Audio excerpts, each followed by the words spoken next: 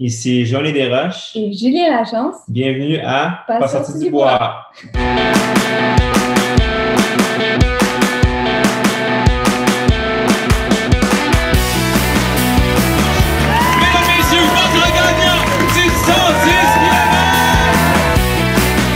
Si tu commences à te sentir bien en courant un ultramarathon, fais-toi-en pas, ça va passer. Grand champion du 125 km! Encore une fois cette semaine, l'épisode est présenté par NAC. C'est plus un secret pour personne, NAC est en train de changer la game en fait de nutrition pour les athlètes d'endurance. Que ce soit avec leur barre Ultra Énergie qui ont le parfait ratio 4 grammes de glucides pour 1 gramme de protéines ou leur poudre Ultra Recovery qui fait maintenant partie de ma routine d'après-course, NAC offre une gamme complète de produits faits pour toi. Si j'ai piqué ta curiosité et que tu veux essayer leurs produits, NAC offre 15% de rabais à mes auditeurs. Va sur le nacbar.com, remplis ton panier, entre le code promo Pas sorti du bois et le tour est joué. PASSORTIDUBOIS en majuscule. Merci à William, Nico et toute la belle gang de NAC et bon épisode. Ouais, ben, on n'est pas sorti du bois, hein? Bonjour tout le monde, bienvenue à Pas sorti du bois, épisode numéro 24. Aujourd'hui, on a quelque chose d'un peu spécial, de nouveau en tout cas. J'ai pas un, mais deux invités. Je suis en compagnie de Joanie Desroches et Julien Lachance. Salut à vous deux. Salut. Salut! Vous allez bien? Ça va très bien, et toi? Ça va très bien. Merci. Écoutez, c'est un timing parfait parce qu'on a commencé à se jaser pour essayer de booker quelque chose, de faire une entrevue à trois comme ça. Puis là, dans mon timing, j'arrivais le 10 février. Fait que c'est pas un épisode thématique Saint-Valentin. On ne rentrera pas dans ce quétaine-là, mais presque parce qu'on sort l'épisode le 10 février. Donc, à quelques jours de la Saint-Valentin, je reçois un couple. On dirait que tout ça était stagé. Mais merci à vous deux d'être là. Je pense qu'on va avoir bien du plaisir à jaser. Un peu de tout, d'aventure, de trail, de triathlon aussi, de ce que j'ai cru comprendre. Joanie, tu viens du monde du triathlon. Julien, tu viens du monde du trail. On pourra voir comment tout ça s'est mixé. Puis je sais que Joanie, tu as fait ta première expérience en trail il y a quelques mois à l'Ultra Trail Arikana. Fait que j'ai hâte de savoir comment ça s'est passé, ce baptême de trail-là. Mais avant toute chose, la question la plus importante qui vient en début d'épisode, c'est qu'est-ce que vous buvez? Moi, je suis avec une Hop Orange, donc une IPA aux agrumes de la microbrasserie Vox Populi. De mon côté, c'est Instant de bonheur, donc ça fait bien, je trouve. La brasserie, microbrasserie Vagabond, donc qu'on boit quand même régulièrement et qu'on aime bien. C'est excellent, c'est des bonnes micros québécoises. Ouais. C'est excellent. Moi, de mon côté, j'ai une Des Moines ici, de la microbrasserie 5e Baron à Aylmer. Fait que, gens de Aylmer, je vous dis bonjour. Puis j'en profite pour remercier les boutiques Cheers de Montréal qui m'ont fourni une douzaine de bières pour mes 12 épisodes à venir. Donc, c'est vraiment trippant d'avoir ce partenariat avec eux. Moi, je me fais gâter. Là, ils m'envoient des bières spécialisées, des bières exclusives. Puis les clients, les gens de Montréal, en fait, si vous regardez la boutique Cheers, vous allez pouvoir trouver ces bières-là, ces sélections québécoises de bonnes bières de microbrasserie. Donc, allez sur le site de boutique Cheers. Ils peuvent même vous les livrer chez vous. Donc, on est à peine jaloux, nous trois qui sommes de Québec, ou en tout cas à Québec présentement. Donc, merci aux boutiques Cheers qui présentent ma bière du jour, une Des Moines de 5e Baron. Cheers à vous autres. Cheers! Santé! Maintenant que la vraie question a été faite, on peut tomber dans le sujet un peu plus léger, parce que tu sais, la bière, c'est quand même la question qui revient à chaque épisode. Il y a une récurrence, c'est important. Là, on tombe dans le sujet plus léger. Commençons par le commencement. Je ne sais pas lequel de vous deux veut commencer à se présenter, mais juste me dire un peu votre parcours sportif, peut-être. Les femmes d'abord ou les hommes d'abord? Vas-y, Joanie. Bon, ben moi, c'est assez simple. En fait, ça fait pas très longtemps que je suis dans le monde du sport. J'ai commencé je pense en 2012. Avant, je n'étais pas sportive du tout. Là, dans mon enfance, j'étais plus une intellectuelle. Là. Je jouais du piano, je lisais des livres, etc. Et à un moment donné, il y a un ami qui m'a invitée pour un voyage de vélo au Vietnam. Fait que le but, c'est de traverser le Vietnam en vélo du sud au nord. Puis, j'avais jamais vraiment fait de vélo à part du commute là, à Montréal dans le temps. Fait que j'ai décidé d'embarquer dans l'aventure. Puis, cette trip-là m'a vraiment donné la piqûre là, du vélo en particulier. Puis, de fil en aiguille, j'ai commencé à courir. J'ai fait des marathons avec mes sœurs. Après ça, j'avais des amis qui faisaient du triathlon, mais moi, je savais zéro nager, comme beaucoup de triathlètes, en fait. J'ai décidé d'apprendre à nager, partant de zéro, là, tu sais. J'ai pris le cours débutant pour les gens qui ont peur d'aller dans le creux, là. C'était pas mal ça. Avec les flotteurs, là, sur le bord des bras, là. Ça ressemblait à ça. Et c'est ça, mon premier triathlon, j'ai fait un demi-Ironman de Tremblant. Fait que j'ai fait 2 demi-Ironman cette année-là. Puis moi, c'était un peu go big or go home. Là. Fait que l'année suivante, je me suis inscrite au Canadaman, qui est pour ceux qui connaissent pas ça, c'est un triathlon longue distance, mais extrême. Donc, énormément dénivelé. Puis la course à pied, c'est de la course en trail.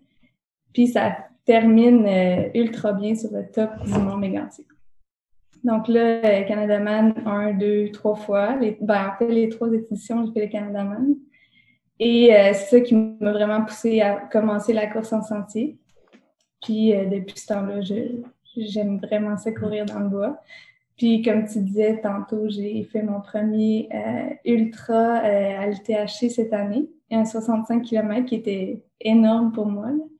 Et que j'ai vraiment aimé ça. Puis c'est sûr qu'avoir rencontré Julien, ça fait pas si longtemps, là, mais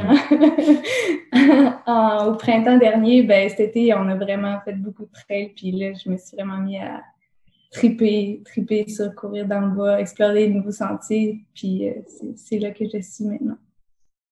J'aime ça parce que tu es vraiment très humble dans ton parcours. Tu nous parles des courses, tu ne nous dis pas que le Canadaman t'a fait 3 podiums à travers les années. Donc, c'est quand même un parcours, oui, go big or go home, mais en plus, quand tu go big, ça veut dire faire des podiums contre des anciennes athlètes olympiques. C'est quand même impressionnant. Ouais, ben Lynn, elle m'a mis 2 heures quand même. Mais oui, non, c'est sûr que le podium, je ne m'attendais pas du tout à ça, mais il faut dire qu'il n'y a vraiment pas beaucoup de filles à la base qui font ce genre de course-là. Là, fait que c'est sûr que je dirais pas que c'est facile. Premièrement, c'est une course ultra difficile, puis le fait que je sois allée sur le podium, ben je me compte vraiment chanceuse. C'est quoi les distances sur un Canadaman? Je connais Ironman, demi-Ironman, triathlon olympique, mais c'est quoi les distances de trail, de vélo puis de nage? C'est des distances Ironman, donc c'est 3,8 km de nage, 180 km de vélo puis 42,2 km de course. OK, fait que c'est vraiment les distances Ironman, mais une petite coche de plus avec une montée de plusieurs milliers de mètres de dénivelé, je pense, sur le marathon? Oui, sur le marathon, je pense qu'il y a 2600, je ne me rappelle plus. En fait, au total, il y a 4000 mètres. Fait que sur le vélo, il y a vraiment beaucoup de dénivelé aussi. Et sur la course, il y a vraiment beaucoup de dénivelé aussi. Cool. Puis comment s'est passée cette première expérience de trail-là? Comment? Parce que je pense qu'on a parlé en même temps. Je viens de demander comment s'est passée cette première expérience de trail-là cette année, de pas avoir de commencer en fait le trail avec des jambes fraîches, pas avoir 3,8 kg de vélo de nage dans le corps puis 180 km de vélo. Oui, c'est vraiment différent. En fait, c'est vraiment plus facile de courir quand tu n'as pas 180 km de vélo dans les jambes. Mais non, ça a vraiment bien été ma première expérience. C'est toujours le fun quand tu fais une course pour une première fois. Là, comme le Canadaman, ma première édition, ça a vraiment été la meilleure des fois, la fois où j'ai eu le plus de plaisir. Fait que j'étais vraiment en mode exploration du terrain puis exploration de moi-même, de mes limites, des sensations, etc. Fait que je suis allée très conservatrice au début parce que j'avais aucune idée de qu'est-ce qui allait se passer après 40 km. Mais finalement, moi, je suis un peu comme un diesel. Là, fait qu'au début, j'ai de la misère à partir, mais une fois que je suis partie, à la fin, je dépassais plein de monde, puis je me sentais vraiment super bien. C'est sûr, j'avais mal aux jambes, mais j'étais en extase. Là. On paye pour ça, avoir mal aux jambes. Ça serait triste traverser la ligne d'arrivée et être comme bien frais dans les jambes. Là. Exactement. C'est bon ce que tu dis que ta première expérience, autant que Canadaman, que le trail, c'était tes meilleures expériences. Est-ce que tu penses que c'est parce que, je sais pas, il y a une anticipation ou quand tu as fait une fois un Canadaman, tu sais ce qui s'en vient sur la deuxième fois que tu le fais, sur la troisième, alors est-ce qu'il y a une part d'inconnu qui rend ça le fun comme première expérience? Oui, définitivement, il y a une part d'inconnu qui rend ça vraiment le fun. Tu sais, découvrir des nouvelles trails, des nouveaux sentiers, des nouveaux parcours de vélo, c'est toujours le fun. Mais il y a beaucoup, je pense, les attentes. Fait que la première fois que tu fais une course, t'as pas vraiment d'attente. Tu as un objectif plus au niveau des sensations, de comment tu aimerais finir la course. Mais t'as pas vraiment d'attente. Puis, tu sais, deuxième fois, j'ai fait le Canadaman, j'avais des attentes, puis tout le monde avait des attentes envers moi aussi parce que j'étais arrivée deuxième l'année d'avant. Fait que c'est ça qui est plus dur à gérer parce que là, tu le fais une deuxième fois, tu vas aller plus vite, tu sais. Fait que c'est moins en mode j'explore, mais plus focus sur la performance un peu. Ouais, tu te compares à l'année précédente. C'est ça, exactement. Ça ne veut pas dire que c'est mauvais. Des fois, on retrouve vraiment une satisfaction à performer puis à se surpasser. Mais je pense que le plaisir pendant la course est toujours plus présent quand c'est la première fois. Ouais, quand tu découvres les sentiers pour la première fois. Puis c'est le fun aussi, cet aspect-là en trail. En tout cas, moi, je le vis comme ça. Je suppose que c'est même dans d'autres sports, puis même en compétition de vélo. C'est que oui, il y a la course, il y a la performance, mais il y a aussi le fait que tu as accès des fois à des trails que tu n'aurais pas accès autrement. T'sais, oui, il y a plein d'événements de course qui ont lieu dans des parcs nationaux et tout ça, mais des fois, c'est des trails qui sont empruntés une fois dans l'année, puis c'est pour un événement trail. Fait que c'est trippant aussi d'en profiter, puis de découvrir, puis de justement tourner un coin, puis pas savoir qu'est-ce qui t'arrive. Alors que quand c'est ta 4, 5, 6e fois de faire, mettons, un Ricana, je regarde Julien parce que je sais que tu l'as fait quelques fois, il y a cette part-là de surprise, je pense, qui doit être moins là aussi. Oui, effectivement. Ton côté, Julien, le parcours sportif qui t'a mené à une bonne liste de courses de trail à travers les années? Moi, j'ai toujours été sportif quand même étant jeune. J'ai touché à plusieurs sports, mais jamais de façon très sérieuse. J'ai touché à plusieurs choses. Puis en fait, la course, moi, est venue dans ma vie en 2009. Dans ce temps-là, j'étais à Chicoutimi, où je faisais une technique. Puis en fait, là, je faisais plus un peu de gym, tout ça, mais pas vraiment d'autres choses. Donc, en fait, ce qui se passait, c'est que j'habitais dans les résidences du chef de Chicoutimi, qui était adjacente au campus principal, ce qui fait que je sortais jamais dehors, en fait. Là. Donc, je passais mon temps de ma chambre de résidence, puis le campus, puis je sortais seulement pour faire l'épicerie, puis pas mal ça. Fait qu'à un moment donné, j'en ai jamais sorti dehors, c'est pas trop bon, là. Donc, je me suis mis à prendre des marches. C'est ça, juste assez de sortir dehors, prendre des marches. Puis après ça, j'ai des amis qui sont inscrits à 10 km là, ici à Québec. Une vieille course là, qui n'existe plus. Puis donc, c'est comme ça en fait qu'ils m'ont embarqué là-dedans. Voulu faire en 10 km début mai là, en 2009. Et que j'ai dit oui. Puis après ça, c'est quand même resté, mais beaucoup moins pas autant sérieux qu'aujourd'hui, ça c'est sûr. Là. Donc, j'ai commencé à faire des 10, après ça, toucher un peu au demi, mais jamais là, de façon très sérieuse. L'hiver, je courais pas vraiment. Puis j'étais beaucoup en surpoids, là, donc je courais, mais avec beaucoup de surpoids parce que je faisais pas attention à ma bouffe, puis je m'entraînais un petit peu, mais pas tant que ça. Puis, fait que ça a duré à peu près 3 ans. Puis à l'hiver 2012, j'ai perdu beaucoup de poids, donc ça a fait que mes temps ont vraiment beaucoup diminué sur 10, sur demi, juste par la perte de poids là, durant l'hiver. Puis j'ai vu après ça les premières compétitions au mois de mai là, en 2012, ben là, tu sais, mes temps ont vraiment drastiquement descendu, fait que ça m'a vraiment motivé. Puis après ça, ben là, j'ai rejoint un peu le club du cours nordique, c'est à Québec. Il y avait un club d'intervalle les mardis. Je me suis joint à eux. Fait que j'ai commencé à comprendre un peu comment ça fonctionnait, là, les intervalles, les longues sorties, le volume, l'équipement, tout ça au fur et à mesure. Puis après ça, 2012, j'ai commencé à l'université. Puis à l'université, j'ai continué de courir avec un peu des clubs. Je me suis beaucoup encore amélioré jusqu'en 2015, dans ma dernière session universitaire où que je rentre dans le Varéor, dans l'équipe de cross-country. Donc, à ma dernière session, ben, j'ai fait une saison de cross-country. Puis après ça, c'est ça. Là, ça a continué. Puis à partir de là, ben, j'ai vraiment beaucoup plus focusé sur la course, puis augmenter le volume, puis plus comprendre comment ça fonctionnait. Puis la trail, ben moi, ça fait quand même depuis 2010 à peu près là, que j'en fais, là. Mais il n'y en avait vraiment pas beaucoup là, à l'époque là, des trails. ma première trail que je faisais à chaque année, là, c'était Sentier urbain, c'était au camping Beauport. Puis après ça, c'est transféré sur le bord de la rivière Saint-Charles, donc en poussière de pierre.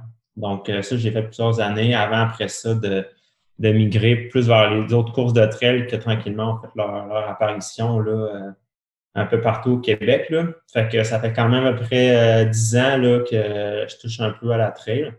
Mais surtout depuis après ça, 2014, que les ultras ont embarqué. Puis j'ai commencé à plus en faire. Là. Puis toucher un peu à l'ultra aussi, là, entre-temps. Puis, mais jamais des. Tu sais, j'ai fait un 100 kg quelques 80, mais c'est pas une distance que j'aime tant que ça. Là. Je trouve ça un peu trop long pour moi encore. J'aime bien ça, les efforts de 4 heures, là, tu sais, pouvoir pousser puis tout ça. Puis, c'est vraiment parce que, tu sais, on fait plein d'affaires, plein de sports, puis tout ça. Fait qu'à un moment donné, ça prend tellement de temps que tu coupes dans autre chose. Fait que je pense qu'il y a ça. Puis, tu sais, l'hiver, ben là, il y a le ski de fond, la raquette, là, qui fait que on court beaucoup moins. Donc, ça fait. Le vélo, ça finit plus, là. Fait que ce qui fait que s'entraîner pour des 100 miles ou même des 100 kilos, ça demande vraiment plus d'investissement. Fait que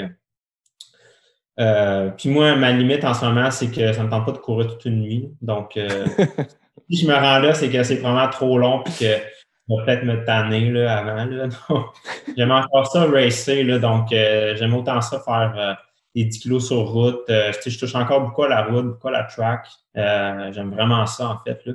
Donc, j'en fais encore beaucoup. Puis, j'incruse la trail durant l'été là, en masse là-dedans. Puis, on en fait pas mal les fins de semaine. Là. On essaie d'explorer beaucoup. Là. Donc, mais c'est pour ça, maintenant, ça devient moins focus sur une distance précise, mais plus touche à tout. Là. Fait que, peut-être moins performant dans un créneau particulier, mais tu deviens vraiment plus complet comme athlète, puis surtout, tu fais ce qui te tente. Là. Ben, c'est ça, c'est une question de s'amuser aussi là-dedans. Vous êtes deux athlètes, je considérais élite, là, je veux dire, quand on gagne des courses ou quand on fait des podiums à des courses comme ça, mais la vie étant ce qu'elle est, il y a à peu près juste Jim Wamsley et Anton qui gagnent leur vie avec ça. Fait que des fois, il y a une question de oui, c'est le fun de performer, puis je suppose faire des podiums comme tu en as fait en masse en trail, Julien, mais à un moment donné, c'est le fun aussi de toucher à tout puis que avoir du plaisir au-delà de juste l'entraînement. Là. Ah, puis c'est bien important là, parce que sinon, tu te tannes puis t'arrêtes, là, je pense. Là. Fait que, ben non. Exact. Je pense que les deux, on apprécie beaucoup le processus pour aller à une course. Là, tout l'entraînement qui vient avec. Moi, j'aime quasiment plus ça que la course en tant que telle, là, parce que essayer d'arriver un jour précis à une heure précise, puis tout faire pour que cette journée-là se passe bien, ça arrive vraiment pas souvent. Là, surtout quand ça fait longtemps que tu en fais, les courses parfaites sont de moins en moins là. Donc, c'est vraiment un cheminement qui devient super important, puis ça, c'est bien important de se mettre ça dans la tête, là, c'est que si ça va pas bien une journée, c'est pas à cause que t'es pas en forme. Là. Si t'es en forme, sauf que cette journée-là, ça a juste pas été comme ça allait, puis c'est tout. Là. Fait que c'est vraiment le processus qui est le fun, je trouve, pour se rendre à des longues distances ou à quelque chose que tu n'as jamais fait, puis l'exploration, tout ça. Ah, puis au nombre de courses qu'il y a dans une année ou qu'on peut faire de manière à pas se brûler le corps, ben faut apprécier l'entraînement. Là. Je veux dire, c'est un sport qui demande, je ne sais pas c'est quoi le ratio, mais 98% d'entraînement pour 2% de race day. Là. Une grosse saison, tu fais quoi? 5, 6, 7 événements, mettons juste de trail ou d'ultra. Il faut que tu apprécies les autres 360 jours où justement tu fais autre chose. Là. Ouais, tellement. Clairement. Vous avez un profil, les deux, très multisports. C'est ça qui est le fun. C'est le fun de vous suivre aussi dans vos aventures, puis dans vos, justement, de touche à tout. Le ski là-dedans, comment c'est rentré? Parce que je pense que vous faites les deux beaucoup de ski, beaucoup de tu le disais, Julien, de course raquettes, vélo, nécessairement avec le triathlon. Fait que ça fait beaucoup de sport. Est-ce que un de vous deux a fait connaître un sport à l'autre ou vous étiez les deux comme déjà éparpillés puis vous êtes rencontrés puis là, vous êtes mis à faire à peu près de tout?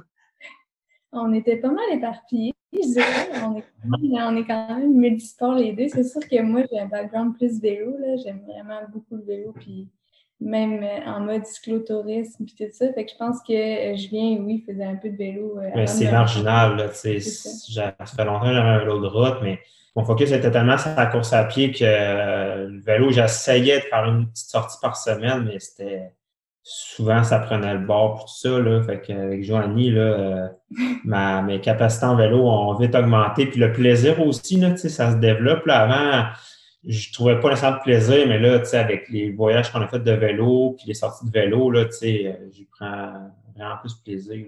Oui. Fait qu'on se sort chacun notre tour de notre zone de confort, dans le fond. Ouais, c'est clair. Moi, je l'amène pour une long ride de vélo, il finit complètement bunké, puis lui, il m'amène pour une longue de trail, puis c'est moi qui est complètement bunké. Mais le ski, c'est clairement plus un sport de Julien. Là. Moi, j'ai un love-hate relationship. OK. Ouais, c'est pas évident le ski. Oui, non, mais c'est vraiment un ski que j'apprécie parce que c'est ultra technique, là, fait que tu t'améliores lentement, mais c'est sûrement, comme on dit.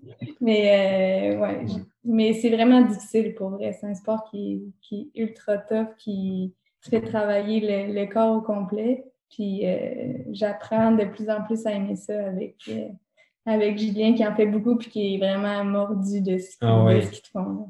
Ouais, j'adore ça. Ça fait 5-6 ans que j'en fais, puis je pourrais plus m'en passer. Là. Je me demandais justement, je serais capable de passer des années, mettons, juste dans des pays qui fait chaud, pas de neige, là, puis skipper des saisons de ski, là, puis j'aurais bien de la misère. Là.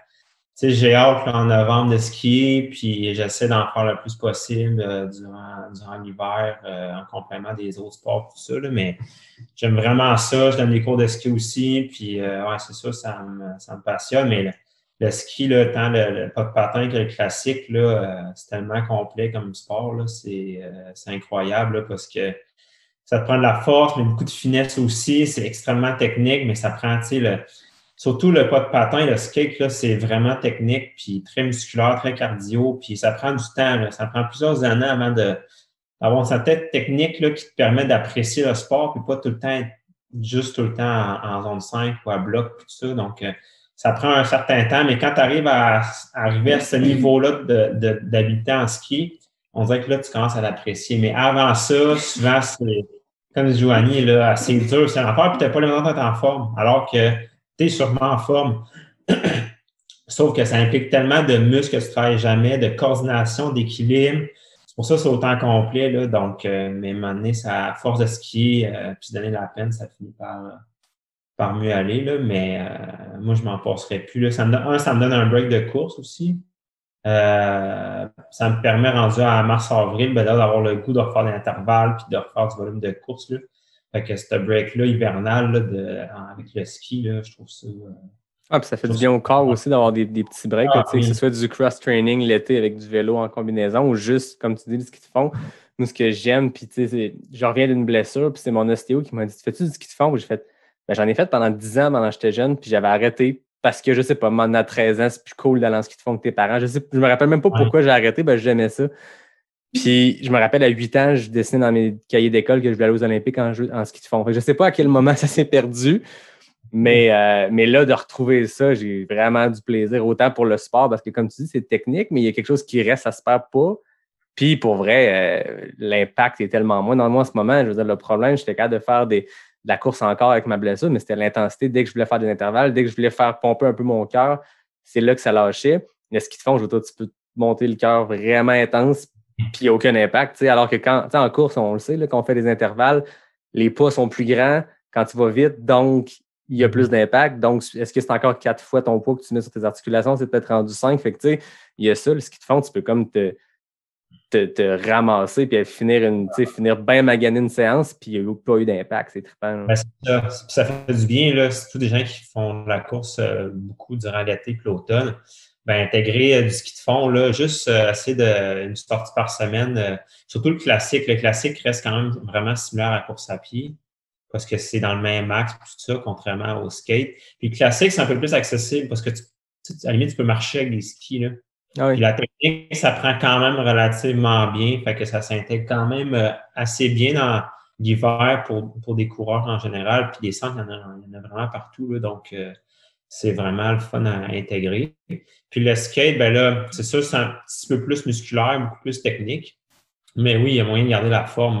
Moi, j'ai jamais fait des intervalles aussi durs en ski c'est mes intervalles les plus durs, là. Même à la course, je ne me rends pas dans des zones comme ça parce que tu embarques le système musculaire qui est beaucoup moins piquant en course à pied, plus l'équilibre, tout le reste, là, ça fait que c'est ça. C'est pas pour rien que les skieurs sont les meilleurs VO2 max là, dans les athlètes de haut niveau, c'est parce que c'est ultra complet. Puis ce qui est le fun, c'est que tu peux vraiment te développer sur longtemps. Il y a toujours quelque chose à améliorer. Même si tu atteins un bon niveau, à chaque saison, tu peux te dire, j'ai essayé d'améliorer tel aspect de mon ski. Il y a toujours quelque chose à améliorer. Donc, c'est ça qui reste aussi stimulant comme le sport, là. Contrairement à la course, que tu sais, oui, à début de saison, ben là, tu essaies de retrouver un niveau de forme. À un moment donné, surtout sur route, à un moment donné, tu finis par stagner, là. Tu sais que les journées que tu vas faire des temps, des PB, ben, ils sont moins en moins là, puis tout ça. Fait que, on dirait en variant les sports, en ayant différents défis, ben là, ça te permet de retrouver un peu la flamme, la passion dans tout ça. Puis ben là, tu as le goût de retourner courir, tu as le goût de refaire tes autres sports parce que tu n'es pas 100% mindset sur un sport tout le temps, là. Non, c'est clair. T'as-tu fait des compétitions de ski? Parce que tu en as fait en masse en course et tout. Est-ce que tu as fait quelques. Comment ils appellent ça? Des lopettes? Des lopettes. Les comment? C'est quoi la prononciation? Les lopettes. OK, voilà. Lopette, là, mais ça rentre dedans. Mais ouais, j'en ai fait un peu, là. En fait, j'ai été 3 ans à Gatineau, puis il y a la Gatineau Lopette qui a lieu normalement chaque année à mi-février. Puis, fait que ça, je l'ai fait quand même plusieurs années, puis quelques autres courses. Aussi, durant le Pentathlon des Neiges, là, qui a lieu à Québec, il y avait cette course-là aussi, là, de ski, puis tout ça. Fait que j'essaie d'en faire un peu. Ben là, cette année, il n'y en a pas. Ouais. Mais j'essaie d'en faire un peu, puis tout ça. Mais j'ai pas besoin de course pour faire des intervalles, puis profiter du ski, puis des bonnes conditions, là. Fait que... Mais un petit peu, j'essaie d'en faire. Surtout en pas de patin, en classique, je n'ai jamais fait, là, mais en skate plus, là. Puis Joanie va venir aussi. Mais le pentathlon, c'est une légende, là. On le fait à chaque année depuis vraiment longtemps. Ben oui, puis, c'est le summum du multisport, là, tu sais, là. Tellement le fun comme événement, là. C'est une grosse gang de monde. Il y a du monde qui le font compétitivement, en famille, entre amis, entre collègues, puis... c'est vraiment dur là, d'enchaîner des sports d'hiver de même. Non, c'est ça. Ceux qui connaissent moins ou qui sont de l'extérieur de Québec, Pentathlon des Neiges, c'est rendu un événement gigantesque, là. Je veux dire, la dernière édition, c'était sur 2 fins de semaine. C'était l'édition corporative que les entreprises, comme tu disais, les collègues se mettent ensemble et font chacun un sport. C'est 5 sports, mais tu peux le faire en solo, mais tu peux aussi le faire en équipe, puis c'est ça qui est trippant. Puis voilà, Job, on est une grosse compagnie, mais ça reste que c'était rendu difficile parce qu'il y avait trop de monde qui voulait le faire. Puis il y avait comme trop d'équipes de 5, puis on peut avoir 12 équipes Ubisoft. Mais ça s'en vient vraiment, ça s'en vient. C'est vraiment très populaire, là. Vous l'avez fait les deux plus en solo ou en équipe? Moi, je l'ai fait souvent en équipe avec ma famille, des fois en tandem avec des amis de filles, avec ma soeur. Ça a toujours été plus un événement familial. Mais ça a toujours été mon but un jour de le faire en solo, mais j'ai jamais été game. Mais cette année, on voulait le faire en tandem là, ouais. Julien. C'est ça le plan là, cette année. Là. Moi aussi, j'ai fait souvent en famille là, plusieurs années. Puis il y a le triathlon d'hiver aussi qui a lieu depuis plusieurs années, qu'on a tous les deux fait là, à plusieurs répétitions. Moi, solo, je l'ai fait 2 ou 3 fois déjà. Puis, non, c'est le fun, là. C'est ça, l'ambiance. Tu sais, tout est concentré sur les plaines d'Abraham à Québec, là. Donc, c'est beaucoup des tours, puis tout ça. Donc, l'ambiance, là, c'est incroyable, là. Puis, tu sais, c'est une épreuve qui est relativement longue, là. C'est un bon 2 heures pour les plus rapides, puis tout ça. Puis, qui s'étire à 3-4 heures pour les plus lents. Mais, tu sais, il y a une toute sorte de monde, tu sais, c'est ça qui est le fun. Puis, fait que ça peut être autant très compétitif ou ultra familial. Il y a différentes longueurs de distance justement pour la famille et tout ça. Là. Fait que nous ne sommes pas payés par le Pentathlon des Neiges. C'est une belle plug qu'on leur fait. C'est plate. Y a-t-il une édition cette année? J'ai même pas vu. Il y a eu une édition virtuelle pendant le temps des fêtes qui incitait les gens ouais, c'est ça, j'ai vu. leur sortie et tout ça. Puis là, je pense qu'ils vont retenir une édition virtuelle les fins de semaine que ça arrive normalement, là, fin février, début mars. Là. Ah ouais. Je ne sais pas trop quel format qu'ils vont adopter, mais non, c'est vraiment c'est vraiment super le fun. Non, c'est clair. Puis, tu sais, contrairement à des événements, des fois, ou comme une course de trail ou n'importe quel marathon autre que les très connus, ben oui, il y a du monde au départ puis à l'arrivée, mais entre les deux, non. Là, comme tu dis, c'est des boucles. Fait que, tu sais, tu repasses aux mêmes endroits, puis, tu sais, je veux dire, il y a beaucoup de monde qui le font, puis il y a beaucoup de monde qui vont voir ce qui se passe, parce que c'est sur les plaines. Je veux dire, à Québec, une fin de semaine qui fait un peu beau. Événement ou pas, les plaines débordent, là. C'est ça, c'est superbe. Là. Puis, ce qui est le fun, ils ont toujours un volet longue distance équipe aussi. Là. C'est le dernier événement dimanche matin. Donc, fait que là, il y a beaucoup, beaucoup d'équipes. Puis, je l'ai fait souvent en course en raquette, l'épreuve de raquette avec le coureur nordique. Donc, il y a toujours 5-6 équipes boostées. Là. Donc, il y a vraiment du monde très, très fort. Ah oui. Tu sais, que c'est vraiment les tops dans leur sport, là, du monde qui sont les équipes nationales de patin de vitesse, de ski de fond, de vélo. Fait que ça fait quelque chose qui est vraiment super le fun pour tout le monde. Là. Voir du monde qui sont sur l'équipe nationale de ski de fond, voir des bons skieurs, des bonnes skieuses, du monde en cyclocross sont capables de manœuvrer dans la neige. C'est le fun. Là. C'est vraiment le fun. Là. Fait que, j'espère que l'an prochain, ça revienne. Oui, c'est clair. Ben là, on en parle depuis 5 minutes, mais on n'a pas dit c'était quoi les 5 sports. Juste pour ceux qui sont comme, c'est quoi le pentathlon? On peut avoir plus d'infos. Donc, c'est course, c'est vélo, patin. Ça commence par vélo. Ensuite, c'est de la course. Après ça, c'est le ski de fond. Après, c'est patin. Puis ça finit en raquette. Fait que, voilà. Ouais. La raquette est tout le temps rough. Là. Parce que en fait, c'est 5 sports de jambes là, mais en grosse partie. Là, donc, c'est pas... C'est en solo, en tandem, là, c'est ça, c'est vraiment dur, en fait. Là. Puis, tu peux pas te dire du jour au lendemain, OK, je fais le pentathlon en solo, parce que là, ça demande un bike, ça demande, tu peux le faire en patin de hockey, mais sinon des lames nordiques, donc des lames de patin de vitesse qui mettent des bas de ski de fond, en équipement de ski de fond. Après ça, des raquettes de course. Donc, c'est quand même un gros périple de stock à apporter, là. Ça te prend des coéquipiers juste pour transporter ton matériel, là, parce que ça finit plus, là. Alors, c'est ça, c'est un gros événement de gear. Là. Pour les coureurs de trail qui sont super minimalistes dans leur approche, qui ont une gourde poignée dans la ceinture, puis 2-3 gels dans les poches, puis c'est tout. Là, on est loin de ça. Là. Ah, on est loin aussi. La gestion de transition aussi, puis tout ça. C'est bien le fun. Cool. Fait que là, cet hiver, qu'est-ce qui se passe pour vous? Parce que là, on peut parler même de votre année 2020. Qu'est-ce qu'il y avait au calendrier, puis qu'est-ce qui s'est passé réellement? Moi, en fait, je m'étais qualifiée pour les championnats du monde de demi-Ironman. Fait que c'est en Nouvelle-Zélande. J'étais supposée être ma course A. C'était en novembre? C'était en novembre 2020. Mais finalement, c'est ça, ça a été annulé. Mais j'étais contente, en fait, que ça soit annulé parce que cette année, je m'étais dit, j'ai pas vraiment le goût de m'entraîner pour le triathlon. Parce que je me suis entraînée quand même 2 ans avec un coach, là, les deux dernières éditions du Canadaman que j'ai fait. Puis j'étais vraiment axée sur la performance. Il faut que tout soit optimal. Puis tu sais, le triathlon, c'est un sport difficile. C'est difficile de performer en triathlon parce que ça demande beaucoup de discipline, beaucoup d'entraînement, beaucoup d'intensité. Puis c'est pas toujours ce qu'il y a de plus plaisant. Là, fait que moi, j'avais un peu décroché de ça. Puis je m'étais dit, tu sais, l'hiver, s'il fait beau, j'ai pas envie de faire un training de bike en dedans chez nous. J'ai envie de sortir en ski, faire une sortie de raquette de course ou aller en vélo. Fait que je m'étais dit, je fais pas de triathlon cette année. Et ça fait longtemps que j'ai envie de plus faire des courses en sentier. Fait que je m'étais dit, cette année, je m'inscris à des courses en sentier. C'est ça que j'ai envie de faire. Puis ça s'est avéré que c'est ça que j'ai fait. J'ai rencontré Julien, puis on s'est mis à faire vraiment beaucoup de courses en sentier ensemble.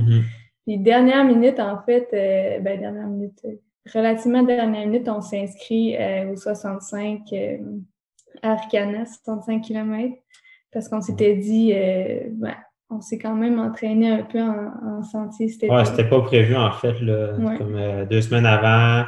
J'ai écrit à Marlene, il reste 2 de sort. Je dis, c'est pas mal la seule, là, fait que let's go, là. Puis de toute façon, c'est pas long à l'automne qu'on savait que durant tout l'été, tu sais, il n'y avait rien de prévu, là. Mais à l'origine, tout était joigné, tu étais supposé de faire le défi des couleurs Simard. C'est vrai. Qui était mi-octobre. Ça, on s'entraînait plus pour ça. Puis là, finalement, mais l'Arcana tentait aussi. Puis là, on a vu l'opportunité. Fait qu'on a dit, let's go. Le défi des couleurs finalement a été annulé. Puis, Finalement, c'est annulé, donc. toi, tu le refaisais cette année aussi, Julien, le défi des couleurs?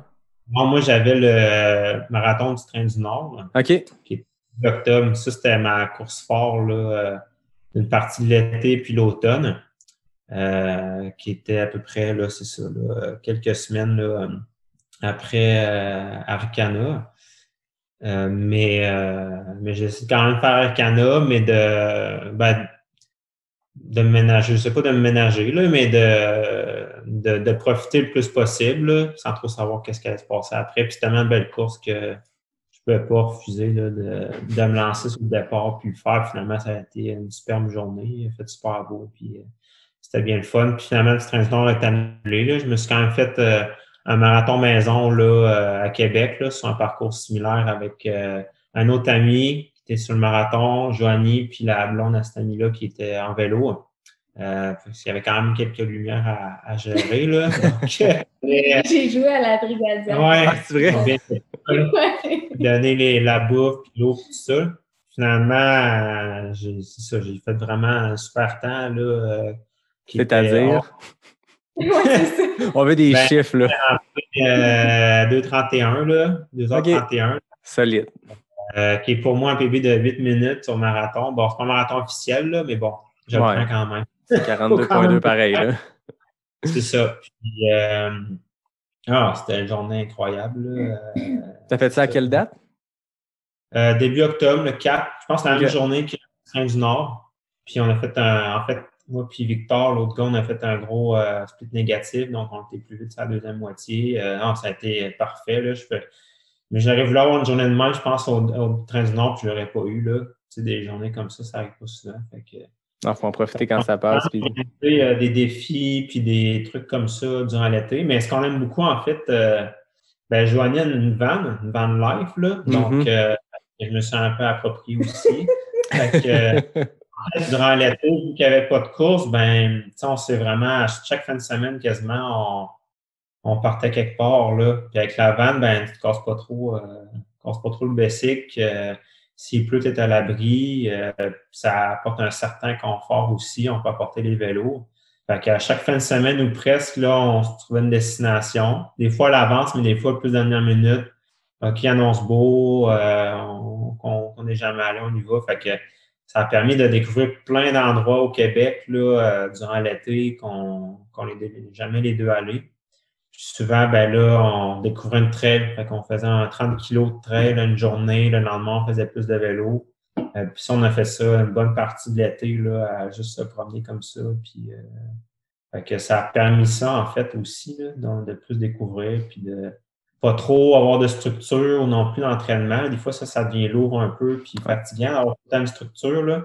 Donc là, de juste en profiter, puis de quand même s'entraîner, mais c'est de découvrir des parcs, des trails, toutes sortes de choses. Ouais, c'est clair. C'est quoi votre découverte coup de cœur de l'été? La place, mettons que vous en aviez une à choisir. Moi, c'est vraiment le sentier du fjord. Là. C'était tellement beau pour vrai. C'est des vues quasiment tout le long du sentier. C'est ultra technique là, quand même. C'est vraiment un sentier dur à faire. Ouais. Puis moi, c'est vraiment mon coup de cœur, le sentier du fjord. Ouais, moi aussi, je pense que j'allais dire ça. Là. En fait, c'est le sentier qui emprunte la course Beluga. Là, oui, c'est ça, j'allais dire. Un petit shout-out à la gang du Beluga Trail qui était une des deux courses qu'on a eues cette année. Puis tout le monde était bien enchanté. Tous ceux à qui j'ai parlé qui ont fait la course ont capoté. Oui, sur l'événement, sur l'organisation, mais aussi sur le spot. Non, c'était beau. Là. Sinon, écoute, il y a tellement d'endroits. Là. On est allé en vacances en Gaspésie. Là, fait que, tu sais, tout ce qui est le Mont-Albert, Mont-Cartier, c'est tout le temps impressionnant. Tu as vraiment l'impression d'être plus en montagne là, qu'ailleurs. Là, parce que tu as vraiment des sommets dégarnis, puis tu as vraiment l'impression d'être dans un autre univers, quasiment dans les Rocheuses. Il y a un petit fil Boulder, Colorado, puis je ne sais pas si vous suivez des coureurs de ce coin-là, mais tu dis, ils ont ça dans leur backyard, puis ils font des runs justement dans des monts chauves et tout, puis tu arrives un peu dans les chic-chocs, tu arrives dans cette section-là, Mont-Albert, Bon-Jacques-Cartier, puis tu as vraiment ce fil-là, puis tu te sens, c'est pas le type de montagne qu'on a au Québec, tu sais, les trails où Arikana ou QMT, où ces courses-là ont lieu, c'est des trails typiquement québécoises, bien grosse forêt profonde, dense de conifères, super technique, racines un peu humides. Tu arrives là, puis ça sort un peu de nulle part. Là. Ouais, non, c'est fait que c'est vraiment, c'est ça, c'est super beau, là. Probablement, je l'oublie, là. On a été partout, là, mais... On s'est beaucoup promené, là. Donc, tout le temps, souvent en camping, là, en fait, avec la van, là, ça va super bien. Donc, non, c'est ça. Ben, ça a permis de plus découvrir le Québec, là. Je pense comme bien des gens, en fait, là, de rester au Québec, découvrir des parcs. Là. Je pense que les parcs de la CEPAC ont été envahis là, cette année. Là. Je pense que c'était fou. Fait que c'est ça. C'est comme un mal pour un bien, finalement. Là. Ben, je pense que les gens aiment leur Québec, mais ils s'en rendent pas compte parce qu'on a facilement accès à des voyages ailleurs. Puis tu as les États-Unis à côté, tu as l'Europe où justement il y a toujours des bons rabais sur les billets quand tu regardes un peu hors des saisons touristiques. Avec les gens ont tendance à, dès qu'ils ont des vacances, à sortir. Puis cette année, ben, faut voir le positif qu'il y a eu. Là. Je veux dire, on pourrait faire une liste d'épiceries bien longue de tout ce qu'il y a eu de mauvais avec la COVID, mais il faut s'en revirer puis oublier ces affaires-là puis se concentrer sur le positif. Il y a tellement plein de belles choses qui se sont passées. Autant, j'ai parlé à tellement de coureurs qui, justement, n'ont pas eu d'événements, fait qu'ils sont mis à faire autre chose, puis ont retrouvé peut-être... il y a des gens pour qui ils s'entraînaient parce qu'ils étaient inscrits à des courses, puis tentent dans une espèce de routine où tu te sens obligé. J'ai mon dossard pour QMT, fait qu'il faut que je m'entraîne. C'est triste que les événements n'aient pas eu lieu, on s'entend, c'est vraiment désolant pour ces entreprises-là, pour ces gens-là qui s'impliquent. Mais pour les coureurs, on était chanceux, on peut continuer à courir. Puis, des fois, tu te rappelles pourquoi tu cours quand tu n'as pas un dossard, puis tu as quand même le goût de te lever puis d'aller jouer dans la montagne. Puis, comme vous dites, peut-être une pression qui est là de moins. Là, quand tu as un entraînement, puis il faut que tu fasses tant de cas, puis tu sais qu'il faut que tu le fasses en temps de vitesse pour réussir à avoir ton objectif. Et là, il n'y a pas de course avant l'an prochain, fait qu'on peut chiller un peu plus, puis arrêter à un spot, puis profiter de la vue. Là.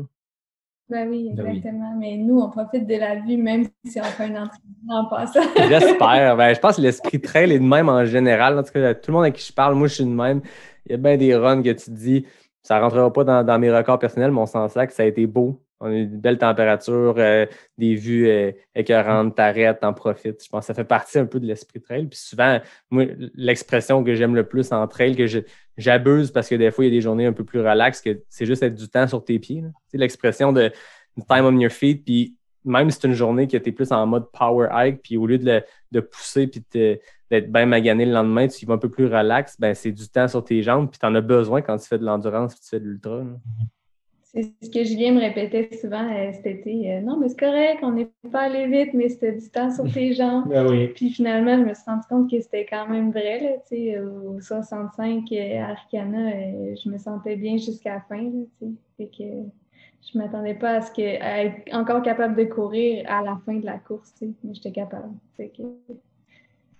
tu disais même que tu avais une poussée puis tu dépassais du monde rendu à la fin. Fait que... Oui, c'est ça. Je me sentais quasiment mal. Mais... mais là, faut pas. Là. Julien, le marathon du Train du Nord, c'était-tu dans le but d'aller faire un PB personnel ou c'était aussi parce que tu voulais aller chercher un temps à Boston et tout ça? Les marathons, j'en ai fait quelques-uns. Là, je ne sais pas, je n'ai pas compté, peut-être une dizaine. Là, puis, en fait, c'est que moi, mon PB sur marathon 2,39 était fait à Ottawa en 2016. Puis, il me tannait un peu parce que j'avais fait des 10, puis je savais que je pouvais vraiment mieux faire que 2,39. Mais l'entraînement marathon est vraiment dur. Là. Ça demande beaucoup de discipline. Puis partir des longues sur la route de 2 heures, là, c'est pas évident. Là. Puis, fait que ça m'intéressait de moins en moins. Surtout, en fait, des marathons de printemps. Là. Ça, j'en fais plus parce que faut que tu cours durant l'hiver. Puis l'hiver au Québec, faire de la qualité, il faut que tu le fasses sur ton tapis. Là. Donc, question, là. Ça ne m'intéresse pas du tout. Puis avec le ski et tout ça, je rentre beaucoup moins de volume de toute façon à l'hiver. Là. Fait que j'ai des amis en fait à Gatineau on s'est dit qu'on essayait de faire le petit train du Nord qui était début octobre. Fait que pour moi, ça fitait bien parce que tu as tout l'été, tu rentres quand même du volume. Après ça, tu rentres dans du spécifique après ça, plus pour la fin de l'été. Fait que c'est quand même pas trop pire, là. Donc, je voulais juste améliorer mon temps, puis c'est tout. Là. Donc, finalement, ben c'est ça. J'ai fait amplement mieux que ce que je pensais. Là. Donc, c'est bien. Tu mets la barre haute pour ta prochaine tentative de PB. Là. Mon dossard pour Petit Train du Nord, en fait, est reporté à 2022. Fait que là, le but, ben, c'est c'est peut-être de casser le fameux 2h30, là, qui serait pour moi vraiment un gros accomplissement, là, parce que ça serait un bon check, là. Ah, c'est extrêmement rapide, on s'entend, là.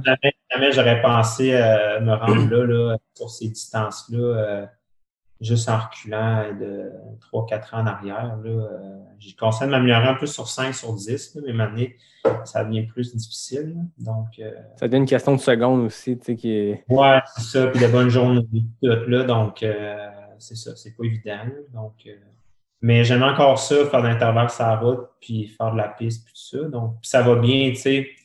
J'aime ça, puis ça va bien. Je rentre des temps que je suis encore très satisfait, donc ça me pousse à juste continuer. Puis j'ai du monde avec qui m'entraîner. Moi, et Journalien, on en fait ensemble. Les deux, on court pas ensemble, mais on fait les mêmes séances dans ce sens-là. Donc, pour ça, c'est le fun aussi, là, d'avoir au moins quelqu'un dire OK, aujourd'hui, on fait telle affaire.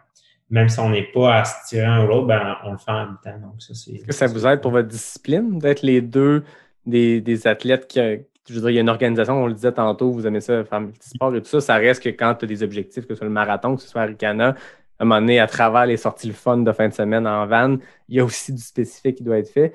Est-ce que ça vous aide? Avez-vous vu un changement entre le avant et le après d'être à deux ensemble dans cette discipline-là?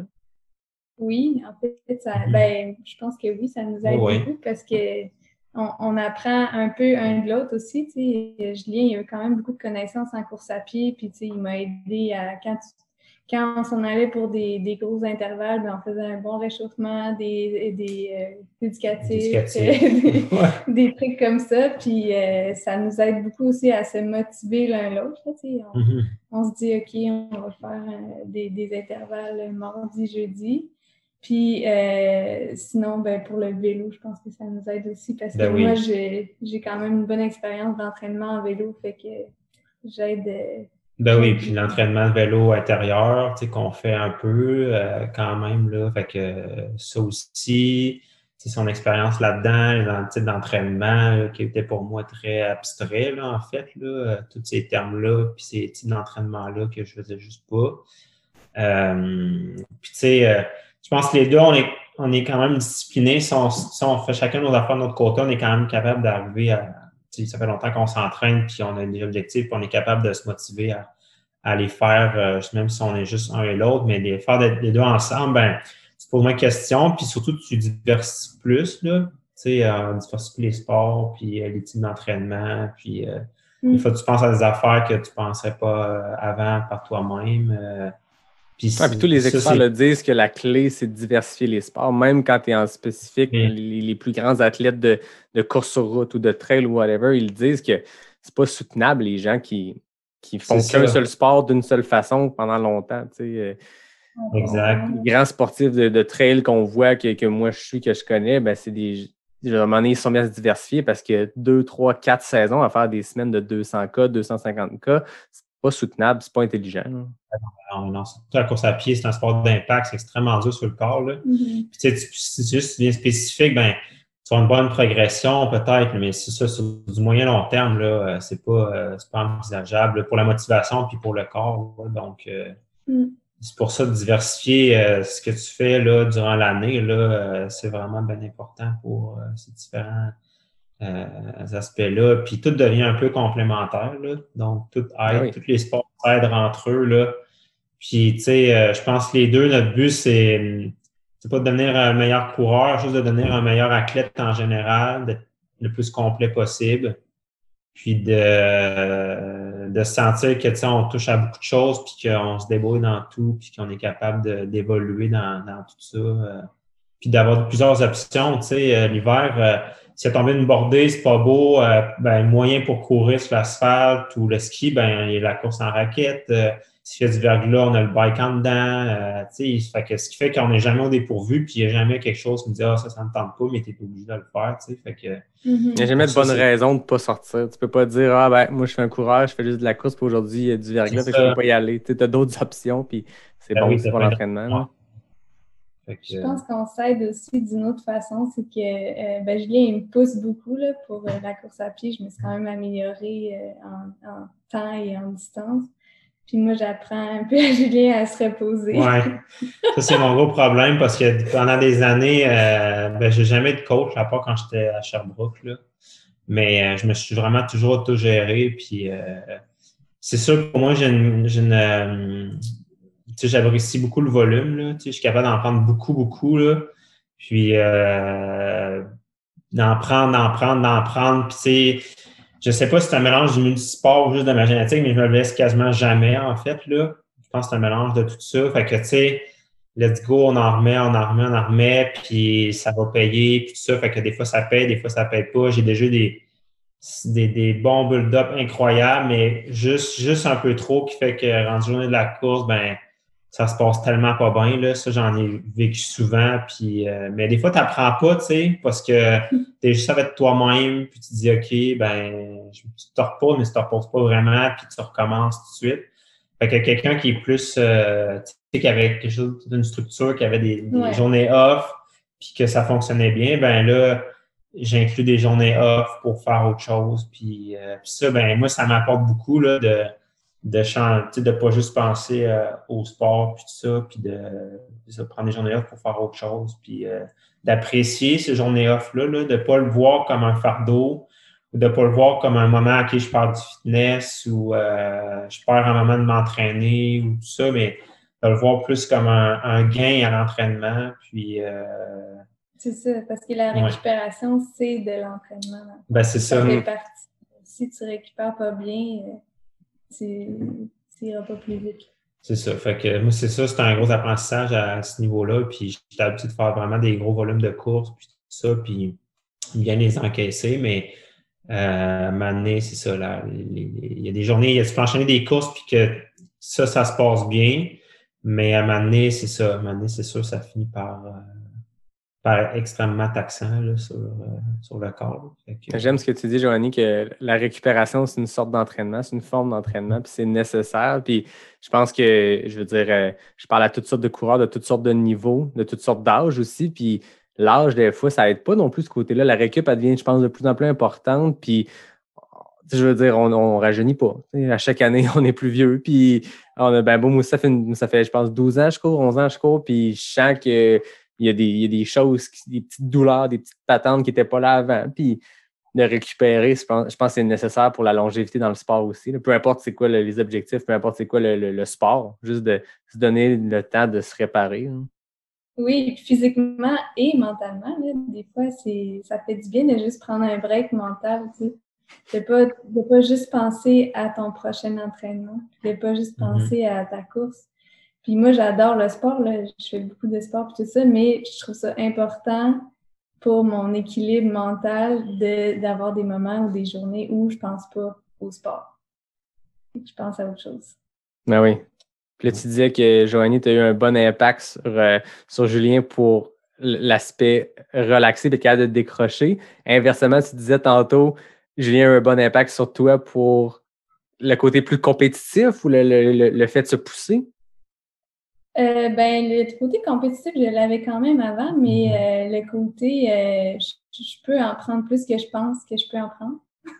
Ouais. Je sais pas si c'est bien dit ou pas, là, mais souvent, j'ai peur de faire une trail de telle distance parce que mon Dieu, je serais jamais capable. Je vais arriver, je vais être explosée, mais finalement, ça va bien, puis je suis capable. Puis Julien, il m'encourage là-dedans beaucoup. Fait que c'est sûr que j'ai dépassé mes limites en course à pied. Tu sais. J'ai fait le plus de volume de course cette année que toutes les années avant, puis je continue quand même à faire du vélo, de la natation, puis c'est ça. Fait que je pense qu'il me montre un peu que je suis capable d'en prendre. Le côté obscur. C'est parce que quand tu penses que tu as atteint ta limite, après ça, la nouvelle limite est toujours plus loin. Puis des fois, c'est le fun aussi de courir avec une carotte. C'est niaiseux. Moi, je m'entraîne vraiment tout seul. Puis une fois de temps en temps, je cours avec, pas de ce temps-ci, mais je ne sais pas, Julien, si tu connais Dom Gladu. Vous étiez suivi, je pense, au défi des couleurs. C'est un bon cycliste. Là. Il fait beaucoup de courses et tout. Puis il a vraiment un niveau supérieur au mien. Mais quand je cours avec, c'est sûr que quand tu as le gars en avant, puis tu te dis, hey, moi, cette montée-là, je la marcherais parce que là, ça va être à pic. Puis lui, en avant, la gazelle, il court. Tu te dis, je vais le rattraper. Tu sais. Ben oui, c'est clair. Sauf que moi, je ne le rattrape jamais. Ouais. Bon, au moins, tu as une carotte quelque part. Tu sais. Est-ce que tu la rattrapes? Est-ce que tu l'as peut-être pas, mais. Ça Oui. pousse quand même des fois. Puis en trail, c'est facile, je pense, de se dire cette montée-là. Tu sais, je pense qu'on a tous ce dialogue intérieur-là dans n'importe quel événement ou n'importe quel entraînement que tu es brûlé, les jambes n'avancent plus. Sur le plat ou en descendant, ça n'avance plus. Fait que quand tu vois une côte, tu es comme oh yes, je tombe en power hike. Mais quand tu es capable de passer par-dessus, tu sais, d'avoir ce dialogue-là interne, puis de passer par-dessus, puis de dire à ta tête, non, c'est pas vrai qu'on va marcher ici. Elle n'est pas assez à pic pour que ça vaille la peine de marcher.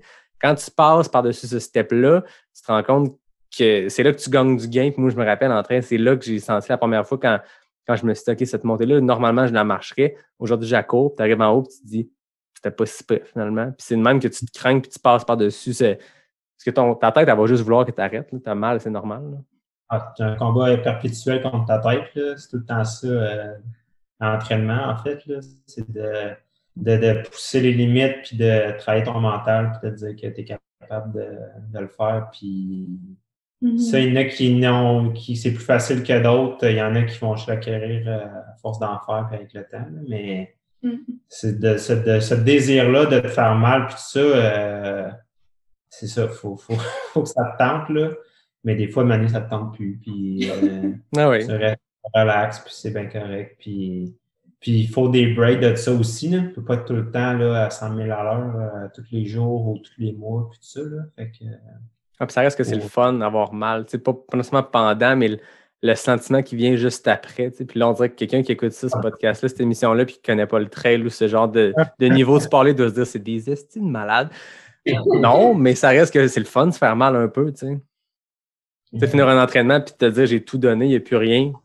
Il y a une satisfaction énorme là-dedans. Là. Ben oui, l'adrénaline puis l'endorphine viennent de là. Fait que, tu sais, faut prendre ça de temps en temps, mais des fois, on a le goût de se fouetter. Puis, ça soit peu importe le sport, là, tu sais, c'est le fun. Là, mais en tout cas, on y prend les deux encore goût. Là.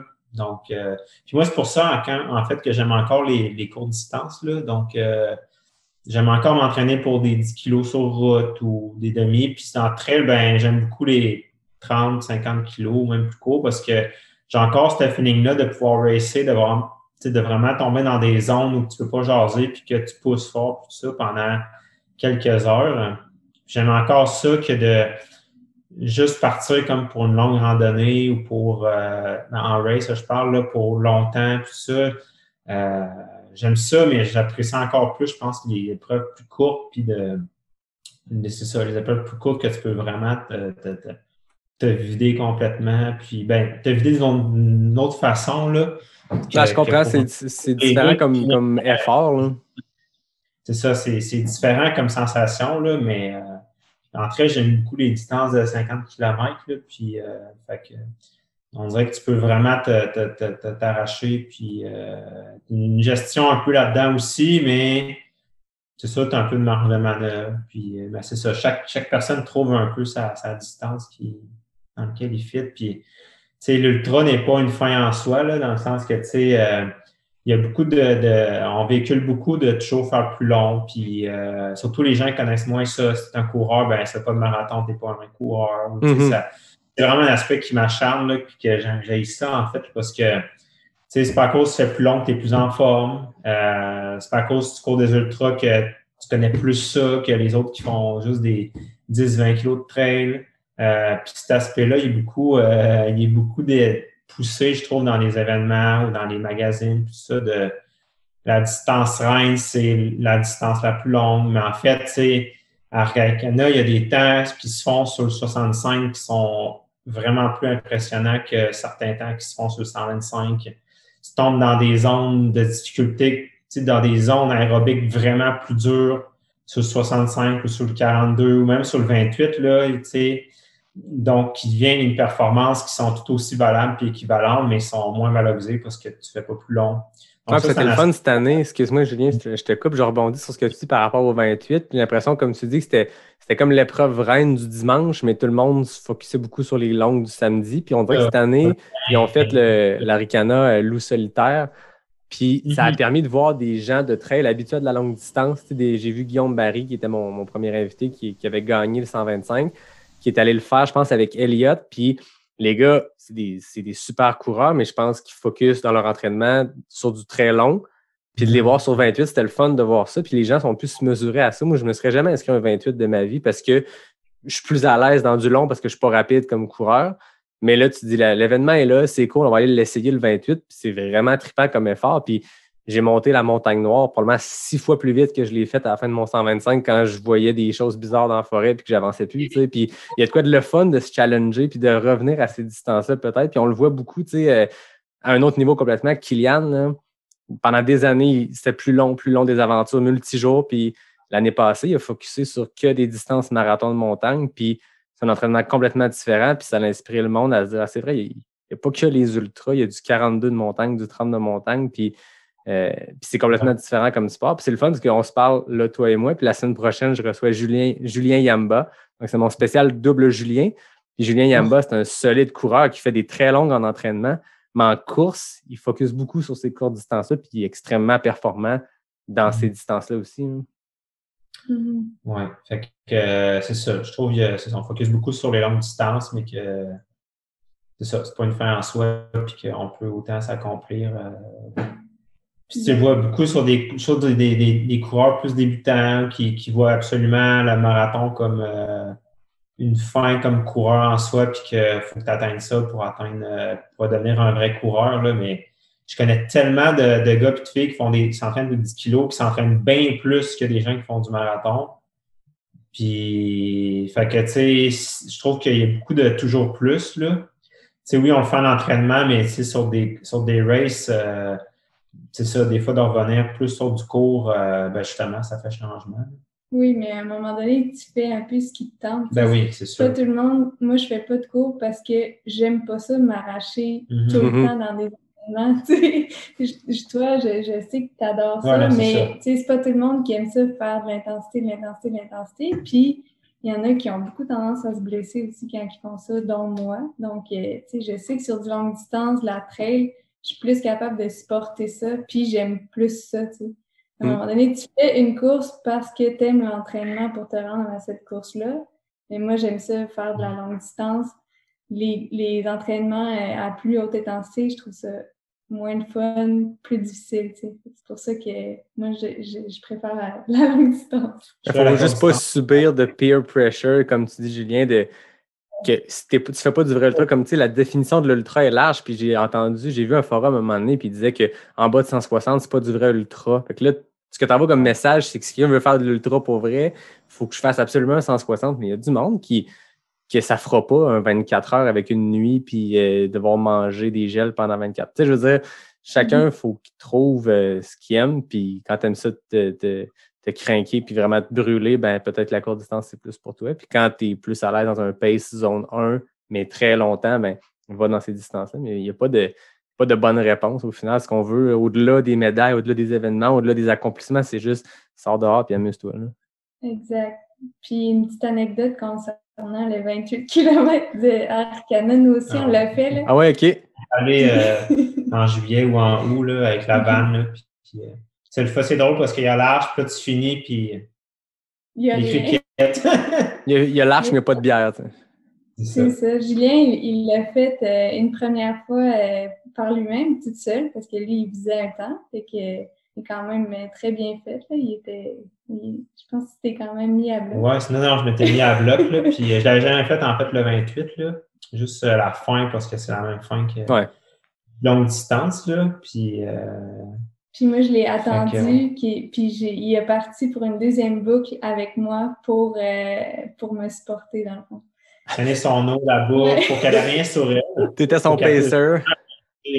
Parce qu'en fait, c'est on avait laissé là, à Split BMR, qui est à peu près à mi-chemin sur le 28, de l'eau, tout ça, parce que moi, je faisais la boucle, mais plus en autonomie, dans le sens que je partais avec une gourde à main, puis que je savais que j'avais ce point-là si jamais j'avais besoin.